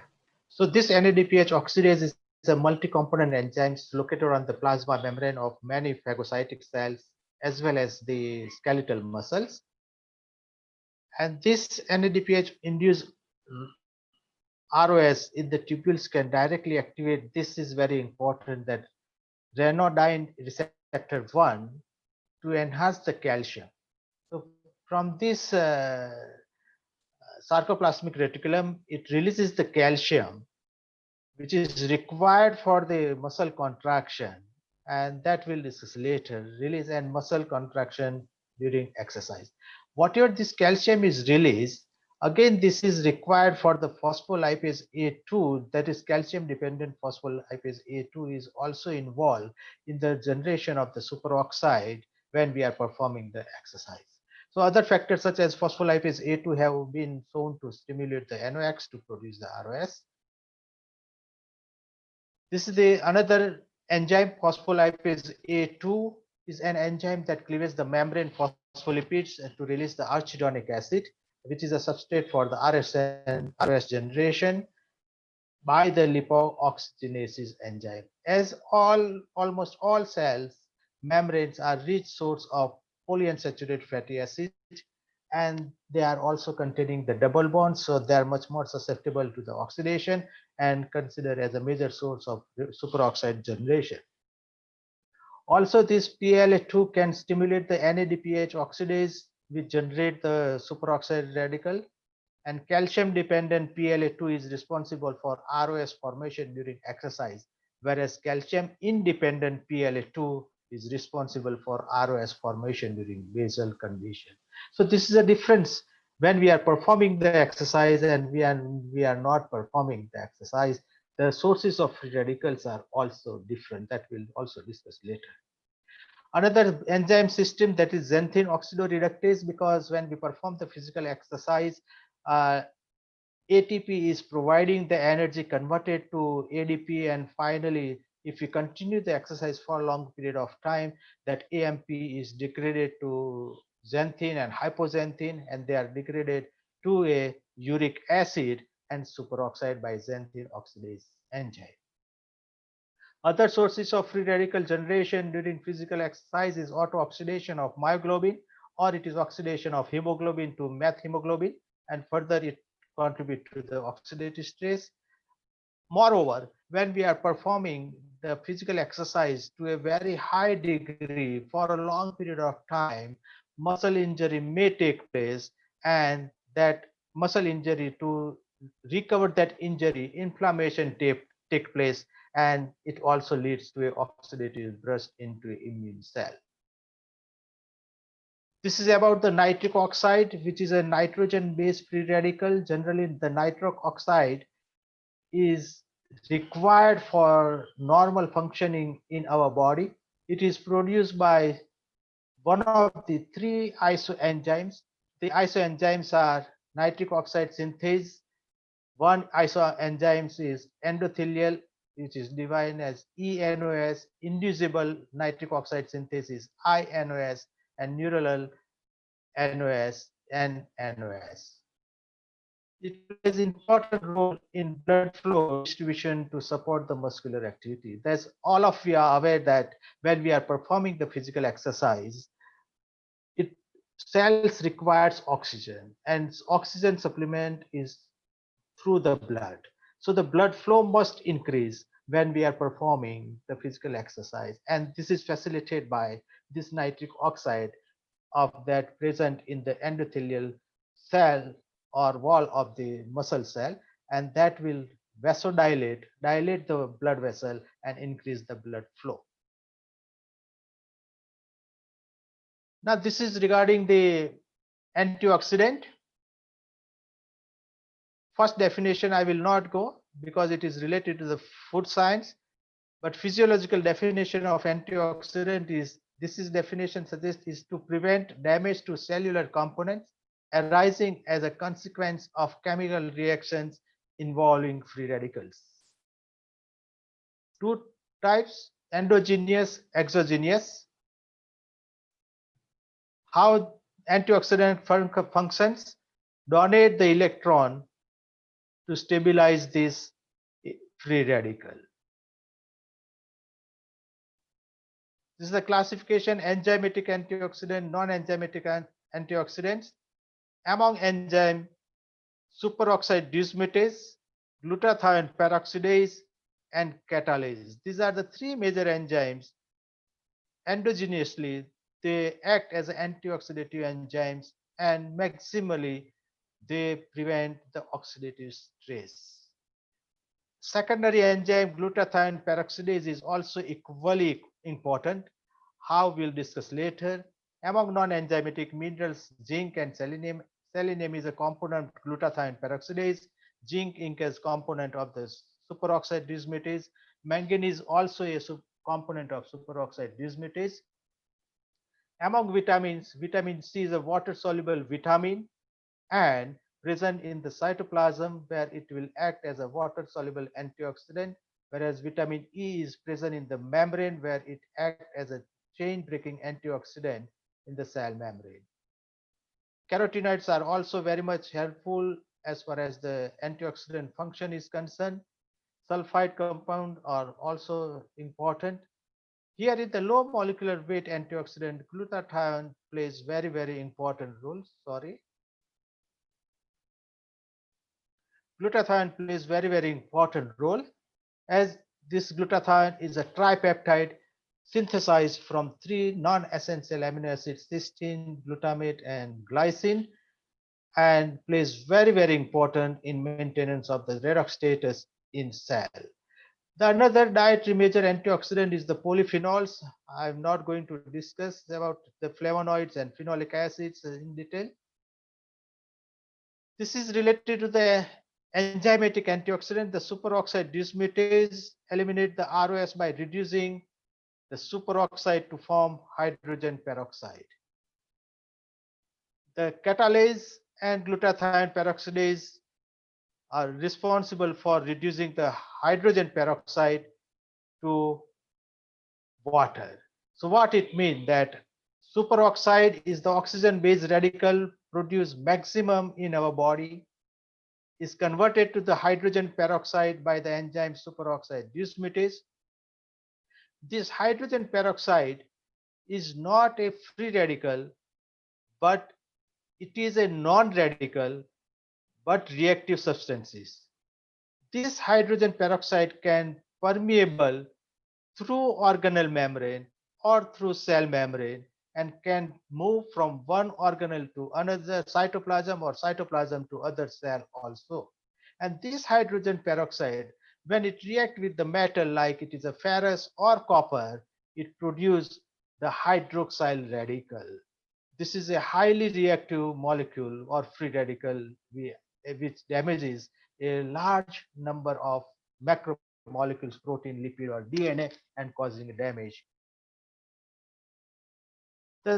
Another enzyme is the glutathione peroxidase in mitochondria as well as in the cytoplasm, that is catalase, convert the hydrogen peroxide to a water and try to eliminate the oxidative stress. This is details of isoenzymes of superoxide dismutase. There are three different forms. Remember this SOD1 and SOD3, they are containing the copper and zinc, whereas SOD2 is containing the manganese. This SOD2 is present in the mitochondrial matrix, whereas SOD1 is present in inner membrane of mitochondria, and SOD3 is present extracellular or outside of the cell. These are the different 5 isoenzymes of glutathione peroxidase, and GPX3 is present in almost all tissues. GPX1 is also present in almost all tissues. These are the related to the dietary antioxidants. I am not going to discuss in detail about. One is the carotenoids, neutralize the peroxyl radical. Vitamin E is a fat soluble vitamin present in the cell membrane and also considered as a chain breaking antioxidant. And when vitamin E reacting with the radical, it also forms the radical. This vitamin E radical is converted back to vitamin E by the actions of vitamin C. Vitamin C also acts as a water soluble antioxidant in the cytoplasm. As I told you earlier also that glutathione is a tripeptide and is a major endogenous antioxidant, we can say. GSH serves the multiple role in cells. First, GSH can directly react with variety of radicals by donation of a hydrogen atom.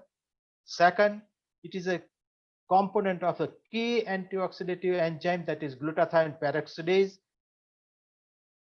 And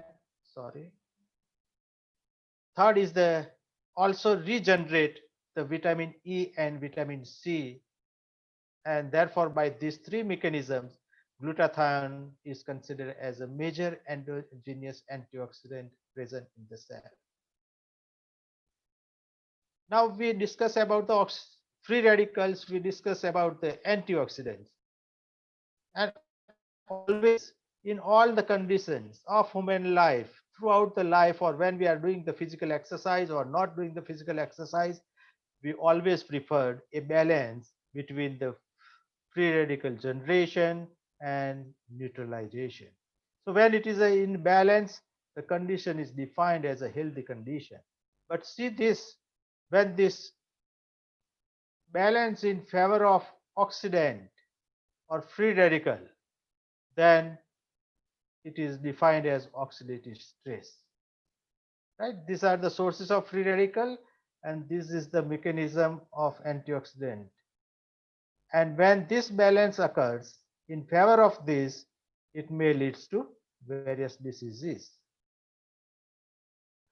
If oxidative stress condition is there, I told you that it is a hydroxyl radical, which is the most dangerous radical present in our body and formed from the oxygen radical, that is superoxide.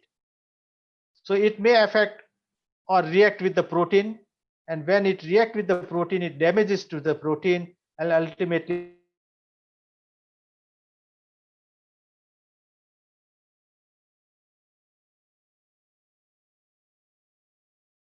it affects and protein fragmentation. When it affects the lipid or react with the lipid, undergo lipid peroxidation and decrease the stability of cell membrane. When it react with the DNA, breaks the DNA strand and maybe mutation to the DNA, maybe a basic etiology of many cancers. So when the free radicals are reacting with these macromolecules and when it is in excess or we are not controlling the oxidative stress, various studies reported that the oxidative stress is considered as a basic etiology of many chronic diseases. Now, from this slide, it is only related to the muscle cell, that when we are performing the exercise, it depends on the intensity of exercise and the duration of exercise, that exercise or physical exercise, it increases the production of free radical. Remember this. Now, when it increases the free radical production, is it required or is it harmful? Various studies it is reported that optimum level of free radicals are very much required for the optimum performance for that particular physical exercise. So here, when we are discussing it is in the sports or it is a physical exercise, production of free radical is important. But the site of the production of free radicals are also changing, that we discussed earlier and also we are going to discuss later. So in the skeletal muscle, the production of free radicals to an optimum level, it is required for a maximum performance of the sports or physical exercise. So this slide is showing the superoxide and nitric oxide generation in the muscle. As we discussed earlier, that it is a mitochondria generate the superoxide during the electron transport chain, and it is manganese dependent SOD may neutralize this. If it is aqueous function, is converted to the hydrogen peroxide by the superoxide dismutase, and this hydrogen peroxide is converted to a water by glutathione peroxidase, and thereby it neutralizes the superoxide generation. But when the SOD and GPX activity is not that optimum, this superoxide may react with the nitric oxide and form a peroxynitrite radical. So this superoxide and peroxynitrite radical may be causing a effect on a mitochondria. In the cytoplasm, PLA2 dependent process also form a superoxide. This NADPH oxidases also form a superoxide, and when this NOx, when act on this sarcoplasmic reticulum, releases the calcium, that also leads to a superoxide formation. Again the same, but here the SOD isoform is different, that superoxide is converted to the hydrogen peroxide by the copper zinc dependent SOD, and again by the glutathione peroxidase and catalase, it is converted to a water. If it is acid, then it will pass through the cell membrane and into the extracellular fluid also it is this, and may react with the ferrous, that is iron, form a hydroxyl radical and then form a lipid radical, or may react with the protein or DNA within the cytoplasm also. This is the same or the another slide, but showing the same mechanisms, but it elaborate this NOx2 and NOx4. So there are two different type of NADPH oxidase. There are total 7 isoenzymes of NOx. Out of 7, only NOx2 and NOx4 both are producing the superoxide in the cytoplasm. Now this slide is very important, that production of free radicals during exercise or mitochondrial source or non-mitochondrial source. So let us say we discuss first about the mitochondrial ROS production. When we are not doing any physical exercise, that is a rest, the free radicals are produced more in mitochondria. Whereas at that time, non-mitochondrial production of the free radical is minimum. But when we are starting a physical exercise, you see that microglial free radical production is decreased and it remains at very low level. But non-microglial sources of free radicals increases. And the main sources are NADPH oxidase, phospholipase A2, and xanthine oxidase. Again, when we complete the exercise, and again it is a recovery period, the free radicals production or generation starts into a mitochondria, and non-mitochondrial is decreasing.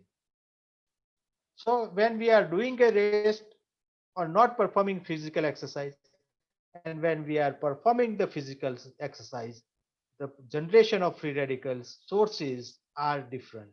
Here we are interested only for exercise.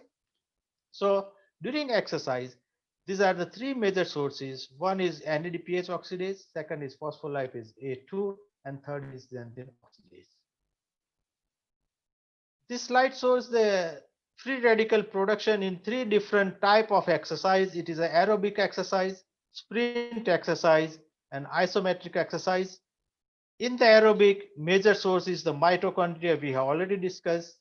In the sprint, it is a nitric oxide, anaerobic condition, it is a nitric oxide, sympathetic nerve system, and xanthine oxidase. And in isometric, major source is the xanthine oxidase. This ROS is produced by whatever the mechanism is. And as I told you, that optimum level of ROS is required to perform the exercise. So if it is oxidative stress, it reduces the immunity, it may cause a DNA damage, it may cause a lipid peroxidation, it may cause a protein oxidation, may cause a muscle damage and contractile dysfunction. But here, Patel, sorry for interruption. We are running short of time. So could you please rush through the rest of the slides, please? Okay.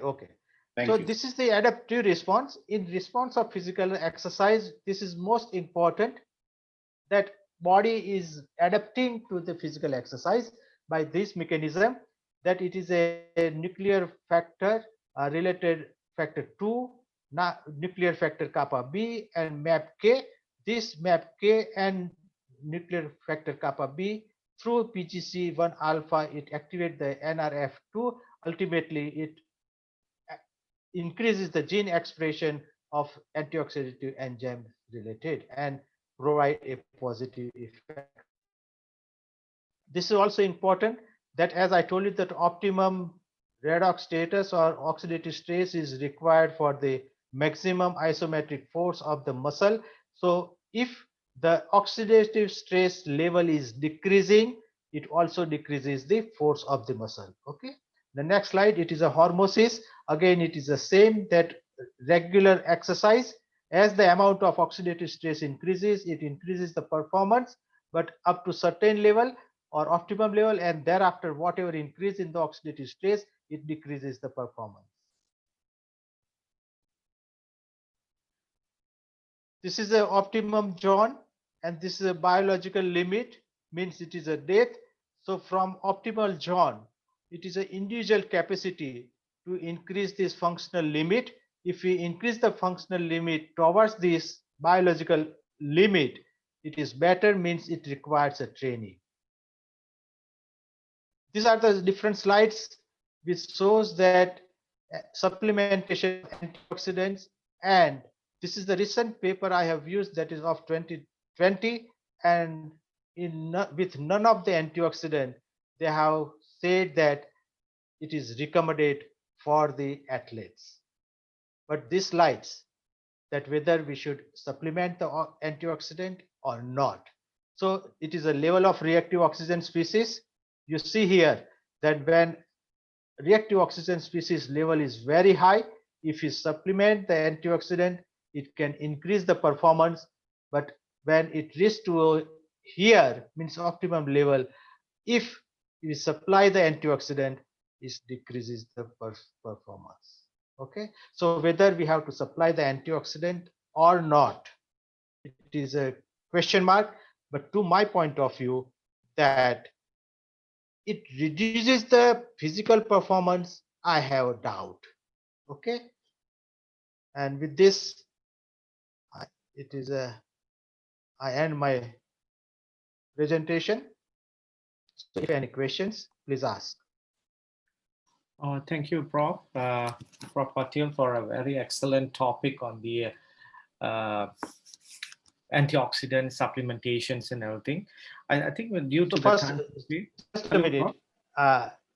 May I stop sharing? Yes, please. Yes, please. Okay. Yeah, that's good. Thank you. Okay. So I think due to the time constraint, we will finish the last speaker, and then we'll come back to the questions and answer as well, together with Paul. Okay. Sorry. Okay. No problem, Prof. Okay. With that, we're going to have the last speaker. We're going back from India now to the UK to have Paul. Paul is a lecturer in the. Paul, are you here? Yes. Yeah. Yeah. Okay. Good.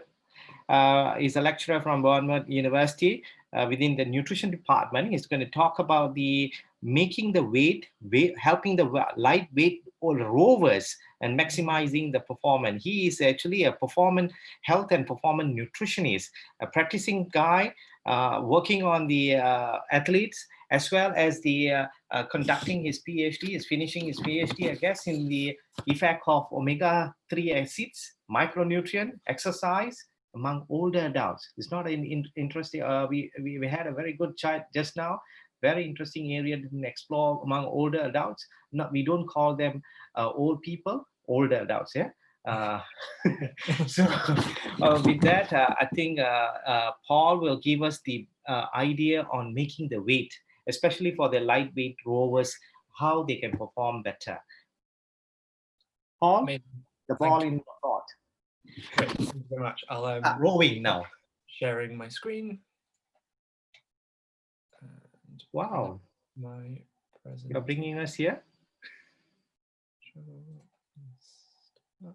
Brilliant. Okay, yeah, first of all, just wanted to say thank you very much to all of the organisers, all of the panelists for sharing their knowledge and for inviting me to speak and kind of organising this whole event. It's been amazing to be part of.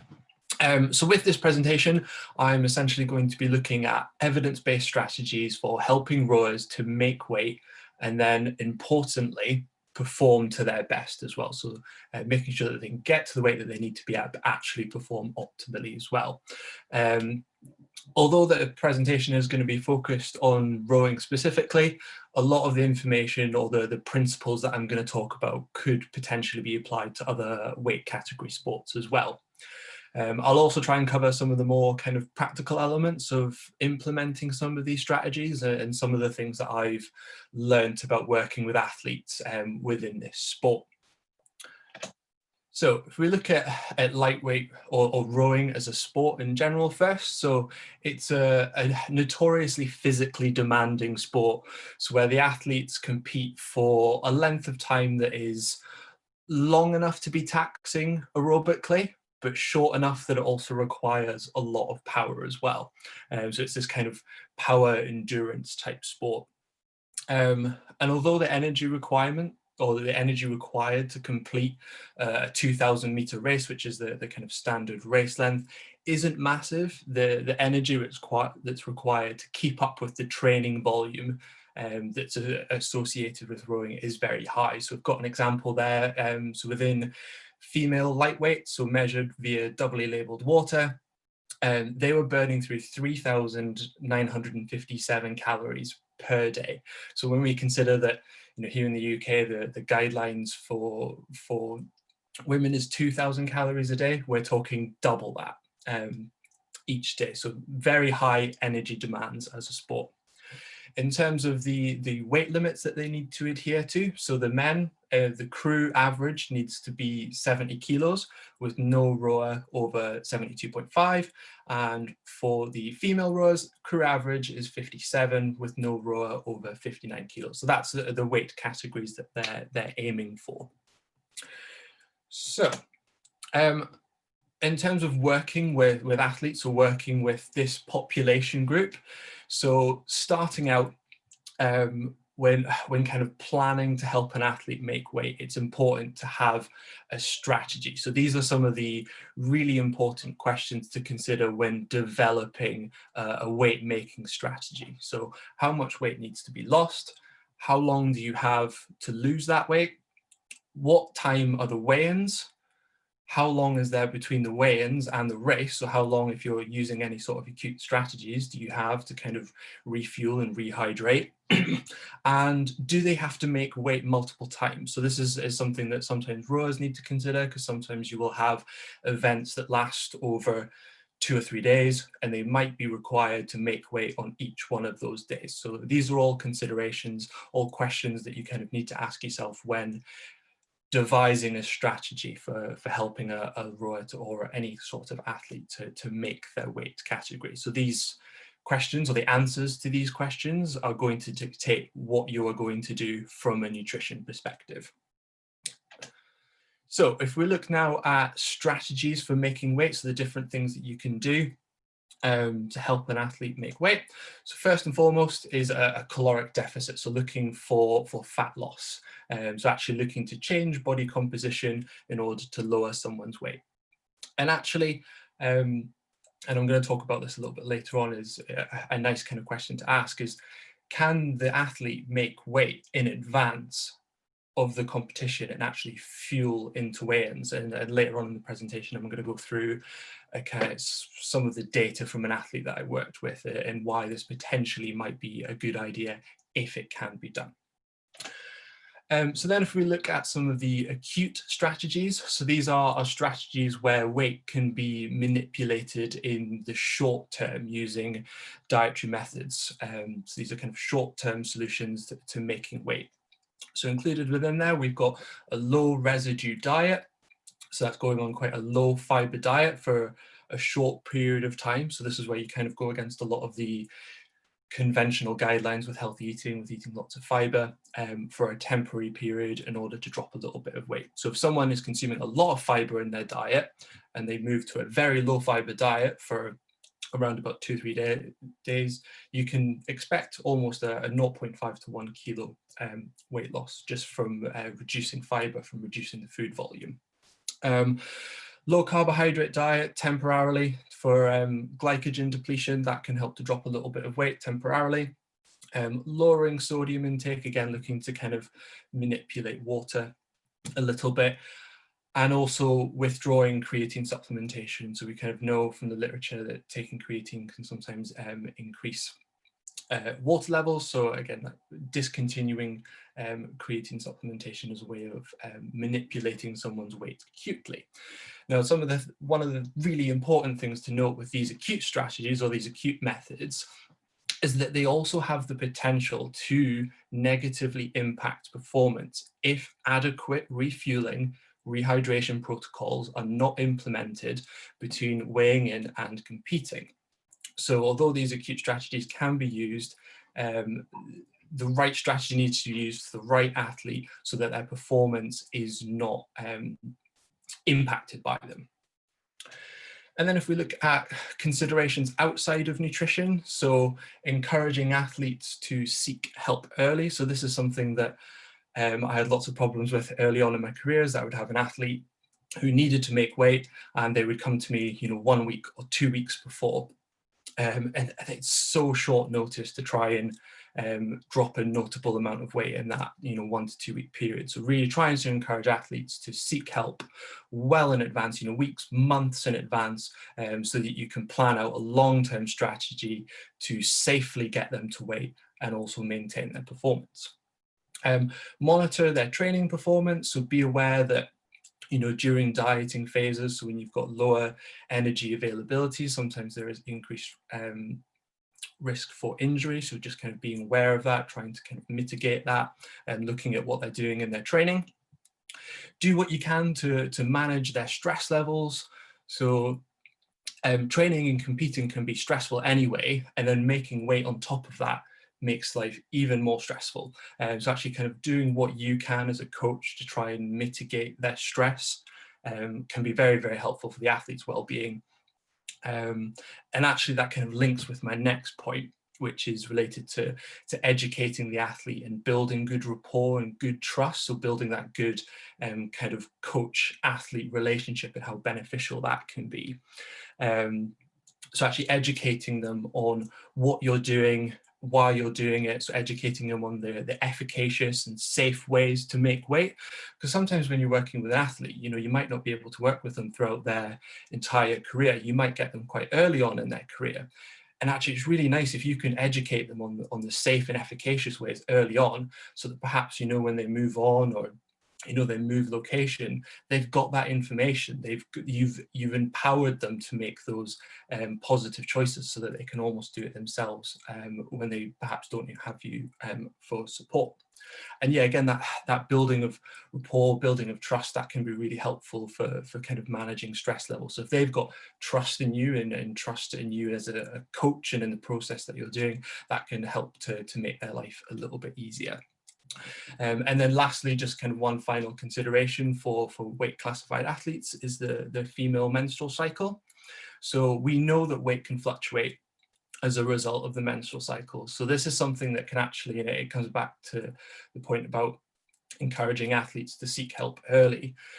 So if someone has weight fluctuations due to their menstrual cycle, this can be tracked months before. So you could, you know, track someone's menstrual cycle, track their weight for, you know, 3-4 months leading up to weigh-in, so you know what to expect.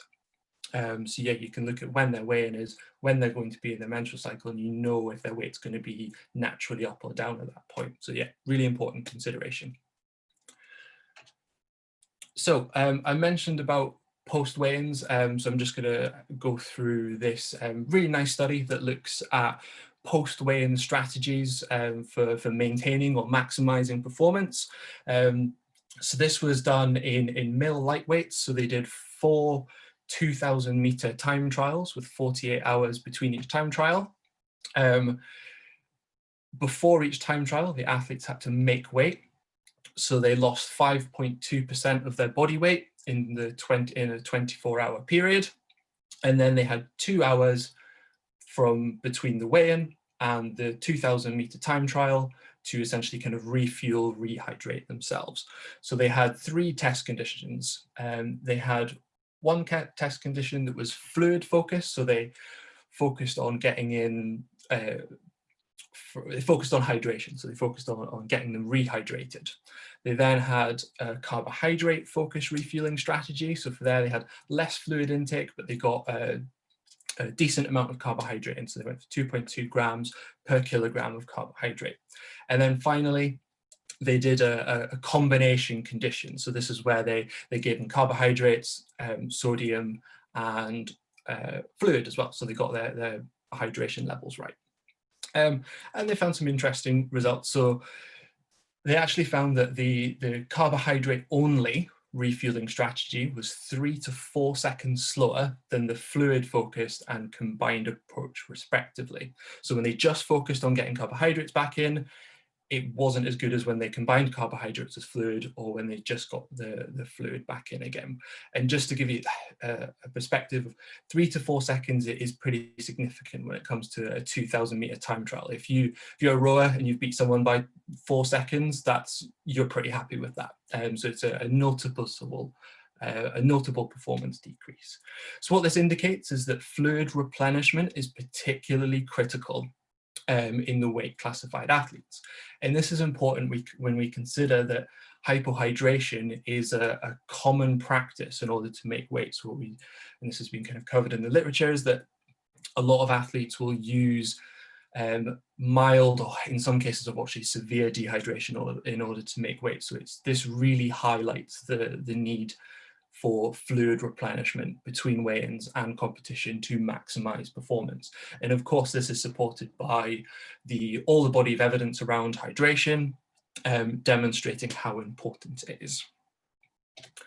So based on this study, this is the kind of post-weigh-in refuel strategy that I go for. So although the combination of carbohydrates, fluid and sodium wasn't shown to be any better than just the fluid and the sodium condition, it was well tolerated, so the athletes tolerated it well. And it's also worth noting in this study that they tested their hydration levels, but they didn't test kind of whether the athletes were depleting glycogen or using low carbohydrate diets. So this formula helps as like a bit of it covers all the bases in terms of getting the athlete ready to race soon after weigh-ins. And this refuel strategy can be in the form of sports gels, drinks, food, or a mix of the two. One thing that is likely preferable is using high GI carbohydrates for carbohydrate replenishment. So this has been demonstrated by Burke in 1993 about getting slightly higher glycemic index carbohydrates in for replenishment. There's also some evidence suggesting that co-ingestion of carbohydrate with caffeine can aid in glycogen replenishment as well. And when we consider that caffeine has also been demonstrated to be an efficacious ergogenic aid for rowing performance, it might not be a bad idea to have your pre-race caffeine alongside your carbohydrate that you're having post weigh-in, to, again, with the idea of maximizing performance. But one thing I wanted to kind of really pick up on, I've put in bold there, is trialing out the strategy in training to minimize the likelihood of any sort of kind of GI distress or gastrointestinal distress. So we know that sometimes certain athletes, certain individuals, certain foods just don't really sit well with them. So actually having a strategy in place, but actually trialing it out in training to make sure that it's well tolerated by that athlete is really, really important, because the last thing you want on a race day, you've made weight, you've had your refueling strategy, and suddenly it's giving you an upset stomach. It's not conducive to maximizing performance. Do trial out strategies in advance, and again comes back to the kind of the idea of planning in advance. So looking now at nutrition implementation and monitoring progress. So in terms of the kind of fat loss that would be involved with making weight, so you can use predictive equations to predict caloric requirements and then base recommendations on calories based on these calculations. Do bear in mind that we know that the predictive equations can be inaccurate. There's the margin of error with them, but they can act as a kind of starting point to base recommendations on. And then although you might have these numbers that you've kind of calculated that the athlete needs to hit, actually translating those numbers into practical food-based advice to make it easier for them to implement is really important. So translating those numbers into practical food-based solutions for an athlete. So this could involve giving example meals or providing snack ideas, those kind of things. You could also ask an athlete to track their food intake. So you could do this using diet diaries, or you could do it using reliable online software, things like Nutritics, for tracking dietary intake. But one thing with this, just to bear in mind with asking athletes or anyone for that matter to track their food intake, is that under-reporting is really, really common. So actually, there's a nice study actually done in female lightweight rowers where they looked at their energy output, so how much energy they were burning versus how much energy they were reporting. So they got them to do a food diary and looked at how many calories they were reporting that they eat, and they underreported their calorie intake by over 1,000 calories. So they were quite inaccurate when it came to self-reporting. So do just kind of bear that in mind if you're asking athletes to track. And it's not unique to athletes. Even those studies done in nutritionists and dietitians, all showing that even the people who are, should be super accurate, still commonly underreport the foods that they're eating, underreport the calories they're eating. So do bear that in mind. And then body composition tracking can be really important as well. So obviously when it comes to a weight classified athlete, you want to be checking scale weight, so how much they weigh, because that's ultimately how they're going to be assessed when it comes to their actual competition day. And then skin folds as well can be a really useful tool for monitoring changes in body fat, because of course we know that with weight loss we'll have changes in water levels as well. So weight loss might not indicate fat loss, so skin folds is a nice way of giving an indication of actual changes in body fat. Cool. So next, so this is something that I just want kind of everyone to be aware of when it comes to weight making sports, is that above all else, the health, the safety, the well-being of the athlete should come first.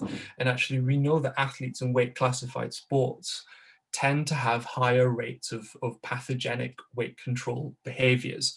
And this can lead to them engaging with perhaps unhealthy dieting behaviors throughout the year. So there's this concept of energy availability. So energy availability, it's defined as the amount of energy available for metabolic processes after exercise.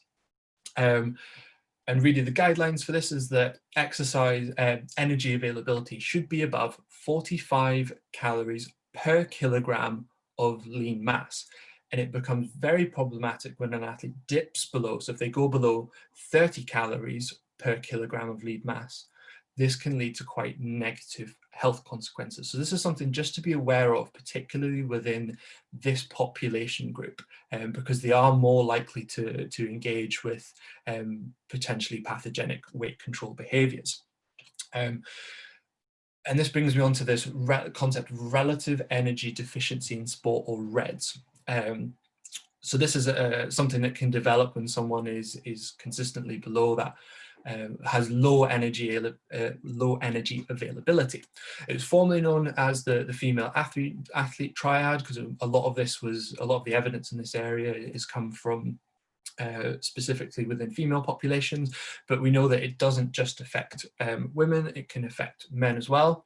So it can influence metabolic health, bone health, immune function, cardiovascular health, and protein synthesis as well. So all of these things can be negatively affected by having low energy availability. So it's something to just be wary of within this population, and be wary of yourself as well if you are a weight making athlete.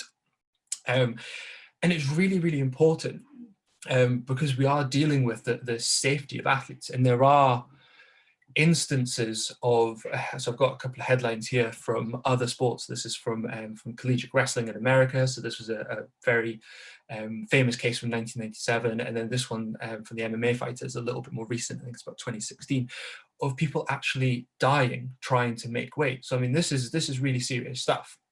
So they're desperately trying to make weight, usually using very severe dehydration to do that, and actually dying as a result. And these are obviously particularly tragic cases, but there are many other cases of pretty serious health implications from weight making. So this is where a lot of discussions around ethics come into it. So as a practitioner, you have a duty of care to ensure that the safety of the athletes that you're working for. So if an athlete cannot make weight safely, or if the athlete is showing signs of disordered eating, a weight making attempt, a weight cut, should not be attempted. So if it's not safe for that athlete, it should not be attempted. And of course, this becomes a lot more difficult as you get into the kind of elite levels where there's more at stake. But again, cannot stress enough how important the well-being of the athlete is. Great. So next, I just wanted to present some kind of athlete data. So this is from one of the athletes that I worked with, just to kind of, I suppose, summarize some of the things that I've spoken about. So this was a female lightweight rower. Her starting weight was 65 kilos, and she needed to make 59 kilos to get into the lightweight category. She had 5 weeks to do that. And then the time between her weigh-in and her competition was 3 hours. Weighed in, and then she would have to jump in her boat, go up, do her time trial. So starting at 65, it's around about a kind of 9%-ish reduction in weight over 5 weeks. So I'm going to go through kind of the strategy that we used for her and what her kind of body weight looked like as she went through this weight making attempt. So during essentially the first 4 weeks, we just looked at running a kind of fat loss phase, so getting her a little bit leaner. So I wanted to actually get her to weight in advance, and there is a reason for this. So over the course of the dietary phase, she would have been dropping some body weight, as well as some water weight as well. That just kind of generally comes along with caloric restriction, as you'll drop a little bit of water weight as well. And that's why kind of skin folds can be quite useful for monitoring that, what is a change in body fat and what's coming from a change in water. So 2 weeks out, I had my refueling strategy. So we had the foods that she liked that matched up with the fueling strategy. And luckily she had a test day. So she had a 2000 meter ergo test day. So we did like a kind of fake weigh-in. So she came in, she jumped on the scales, we saw what her weight was, gave her her refueling strategy. And then 3 hours later, she did her time trial. She performed really well. So it was, lucky in that respect a little bit that we didn't have to make any adjustments. If she hadn't have tolerated it as well, we might have had to look at some other bits and pieces, or looked at changing things. So we tested that out in advance. And actually, due to with her dieting phase, 1 week prior to her weigh-in, she was 59.2 kilos. So she was pretty much spot on 1 week out. So at that point, we're thinking, amazing. So let's increase your calories, let's increase your carbohydrate, and we're going to fuel into the weigh-in. So we immediately jumped her calories up, jumped her carbohydrates back up again to get her readily fueled. And of course, her weight went up a little bit with that, but we still had those small acute strategies in our kind of back pocket that we could use. So this 5 days out when her weight came up, this is where the kind of building rapport, building trust is really important, because when her weight starts to come up from this refueling, she starts to panic a little bit. So that's where I, as a coach, have to say, no, trust in me. Like, this is exactly what I expected to happen. You're going to be fine. So helping to kind of reduce her stress levels around making weight. So yeah, 3 days out, we started on a low residue diet. So we looked at kind of taking her fiber down quite low. And then 1 day out, we just lowered her sodium intake. So just kind of, we're a bit conscious of the kind of salt that she was consuming, just lowered that ever so slightly. And she made weight perfectly. So she was exactly, I think she's 58.7 on the day. So she, she made weight perfectly. And this strategy just worked really, really well for her. So she was, by being on weight before the competition, she was essentially able to eat and fuel her body heading into the race, rather than restricting all the way up into weigh-ins and having that refueling strategy afterwards. And yeah, it just made her life a lot less stressful. She was able to fuel into the weigh-in. So just to summarize, when it comes to weight making sports, have a defined strategy, implement protocols based on what is required at the individual level for whatever their specific sport is and the demands of their sport. Consider making weight in advance. So consider, getting down to weight that 1 week maybe in advance, if possible. I do appreciate sometimes this isn't always possible. It's not pragmatic, but if possible, perhaps look at that. Ensure proper nutrient replenishment post weigh-in. So make sure that they're getting in everything that they need to perform at their absolute best when they come to their competition. Trial acute weight making and rehydration / refueling strategies out in advance. So those acute strategies, the rehydration, refueling strategies, they can all be trialed months in advance. See how well the athlete tolerates them, see how much weight they drop in that time, so that then you know exactly what to expect when it comes to when it matters. And then lastly, above all else, prioritize athlete health and safety. So yeah, that's me finished for my presentation. Thank you very much for having me, and I'm happy to answer any questions. Thank you, Paul. A very interesting topic, and you start roving from UK to all part of India and Malaysia and Indonesia. Very interesting topics, and you mentioned it very well about the weight, how to measure it, and what to do it, and basic sciences of nutrition, and then also to the extent of understanding the point of how a nutrition play a very much role, and how they need to take control of it. Due to our time constraint, we have a few questions here. Perhaps you can quick answers from your side. There's Vijendra Jahiria here. She asked a dietary strategy during and after endurance events, especially for marathon runs. What's your stand on these? Yes, I mean, for an endurance type event, carbohydrate intake is going to be very, very important. You can also look at, so fueling during the race as well. So looking at carbohydrate during the race, so looking at specific fueling strategies. So whether that's in the form of a sports drink or a sports gel, they can be quite efficacious for those type of events. Again, what I would say is that anything that you do in terms of a fueling strategy, whether it be before or after, trial it out in training before you do it in practice, particularly when it comes to those kind of sports gels and sports drinks. Some people tolerate them better than others. So some people seem to be able to, digest and absorb that carbohydrate like crazy, whereas other people struggle a little bit and it causes them quite a lot of GI distress. So yeah, looking at effective carbohydrate fueling strategies, looking at multiple transportable carbohydrates as well as a method of increasing carbohydrate absorption. So looking at formulas that have both glucose and fructose in that can help with minimizing GI distress within that kind of population. True. Well, that's good way of handling the carbs first.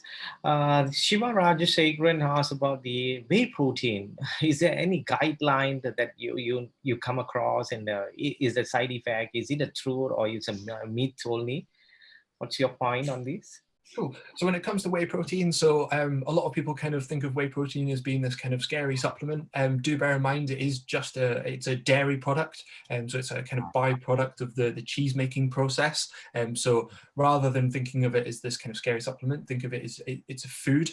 One thing that I always talk about when it comes to athletes and any sort of supplement, any sort of food, is looking for, we have in the UK, we have the informed sport logo, which essentially just means that a product has been independently tested to confirm that what is on the label is what is in the product. So there is very limited chance of any sort of contamination or anything that shouldn't be in there being in there. So yeah, whey protein, perfectly safe to have if someone is struggling to get to their protein requirements. It's an easy kind of convenient strategy. It's not necessarily any better than having protein from food, but it's easy, convenient, and sometimes tastes quite good. But yeah, if you are looking to buy any sort of sports supplement, do look for some sort of independent lab testing to confirm that that product is indeed what it says it is, and it's not going to have any sort of contamination. Particularly for elite professional athletes, there's always that kind of likelihood of drug testing and that kind of thing. You don't want someone to fail a drug test because of a tainted supplement. Sure. I think the position statement on whey protein is there. It's all need, as you said, the proper reading ingredient. It's need to be read properly, certified by the authority, and everything must be given. It's not buying from online or something like that kind of products basis. Well, I got a very interest in our panelist side. We were thinking about how the low carb diet for the sports and exercise. What's your stand on that? Is that for me or for everyone? Yeah, for you, on your own. What you think about low carb diet? Low carb, for endurance performance, and for example, for the rowers that I work with, I wouldn't recommend a low carb, high fat diet. We know that carbohydrate is kind of king in terms of endurance type performance. If you had a sport where glycogen stores and carbohydrate wasn't as important for performance, and the athlete had a preference for a low carb, high fat, I don't see any reason why not. If it goes with their preference and it's not going to impact the performance, I don't see anything wrong with that. But when it comes to, particularly with endurance, even team sports as well, we kind of know that kind of carbohydrate is king in terms of fueling, or at least that's my kind of perspective anyway. Thank you. I think it depends on the athletes, and if it is feasible, practical, And I think we can apply, but not in a long term, maybe in a short term, like what Nazif was pointing out, that you really need to know and study and work with the dietitian and nutritionist for that part of a diet management. Well, thanks, Paul. And I'm going to go quickly to Professor Patil before we end the session, because we already exceeded the time. Prof. Patil, are you here? Yes. Yeah, Prof. Patil, there's plenty of questions on the antioxidants and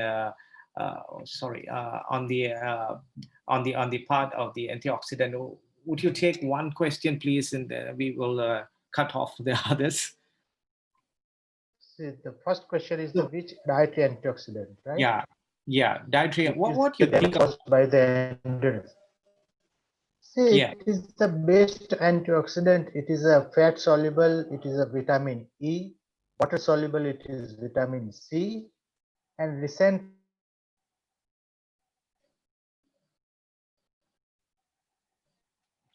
Prof. Patil? Okay. Are you here with us, Prof. Patil?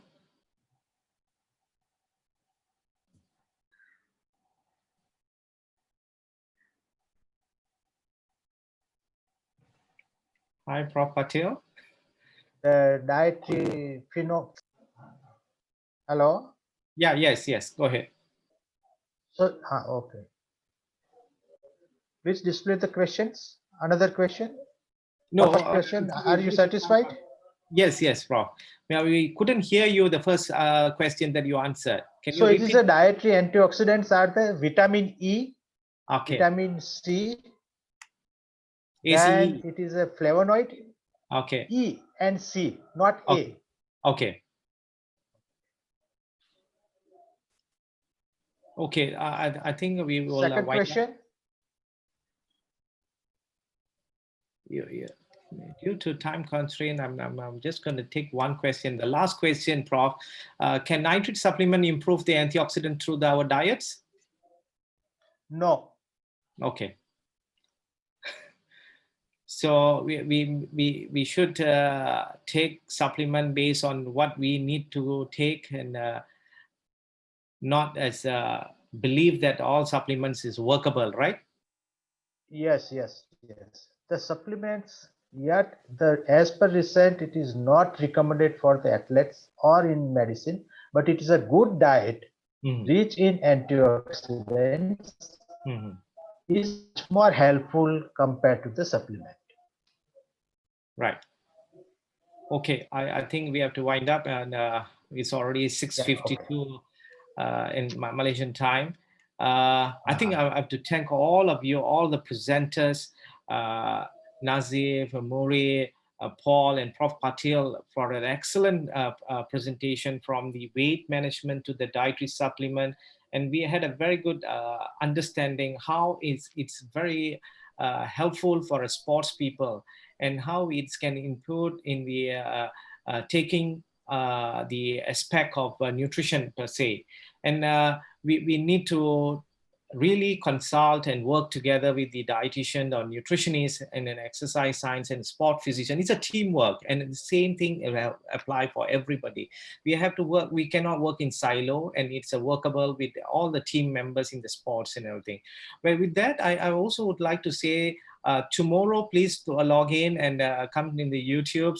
Tomorrow we have exercise session from Thailand, Professor Rumchai, from Malaysia, from Dr. Alston, Dr. Malini, Dr. Ang talk about the genetics from my own faculty, and Mr. Andrew Gray from South Africa. Dr. Malini will talk about the women per se, how the activity issues from Malaysian Sport Medicine Association. And also Dr. Alston will talk about the COVID, what is this pandemic and how we're going to take control of it. So, and Prof. Rumchai will talk about the altitude training. It's a very interesting topics tomorrow, wide ranged, prepared by the IASM and the MASM together with the CSSR and the Faculty of Sports Science of UiTM. With that, I thank you and pass over to Prof. Thiaga. Prof.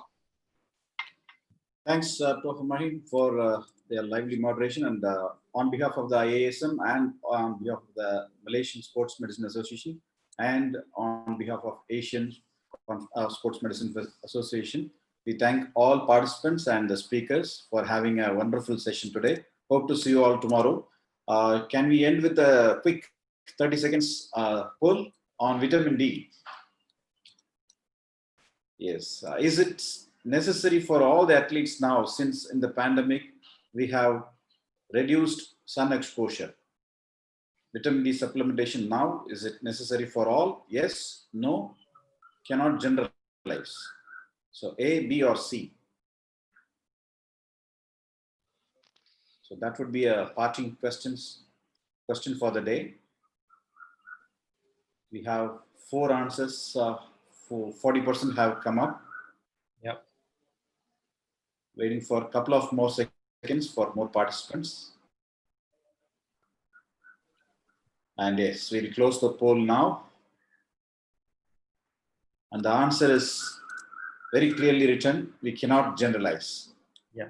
So though a lot of people are feeling that it is needed, and but it all differs. Even in the sun-rich countries in Asia, we have deficiencies and vice versa. So we really cannot generalize. So with this, I would like to thank each and everyone and see you tomorrow. Bye-bye. Thank you. Thank you. Bye-bye. Have a good day. Get a good weekend, all of you.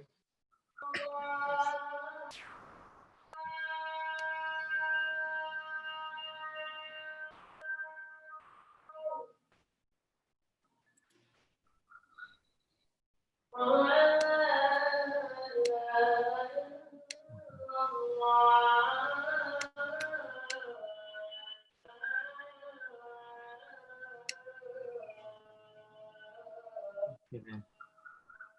We're still in live.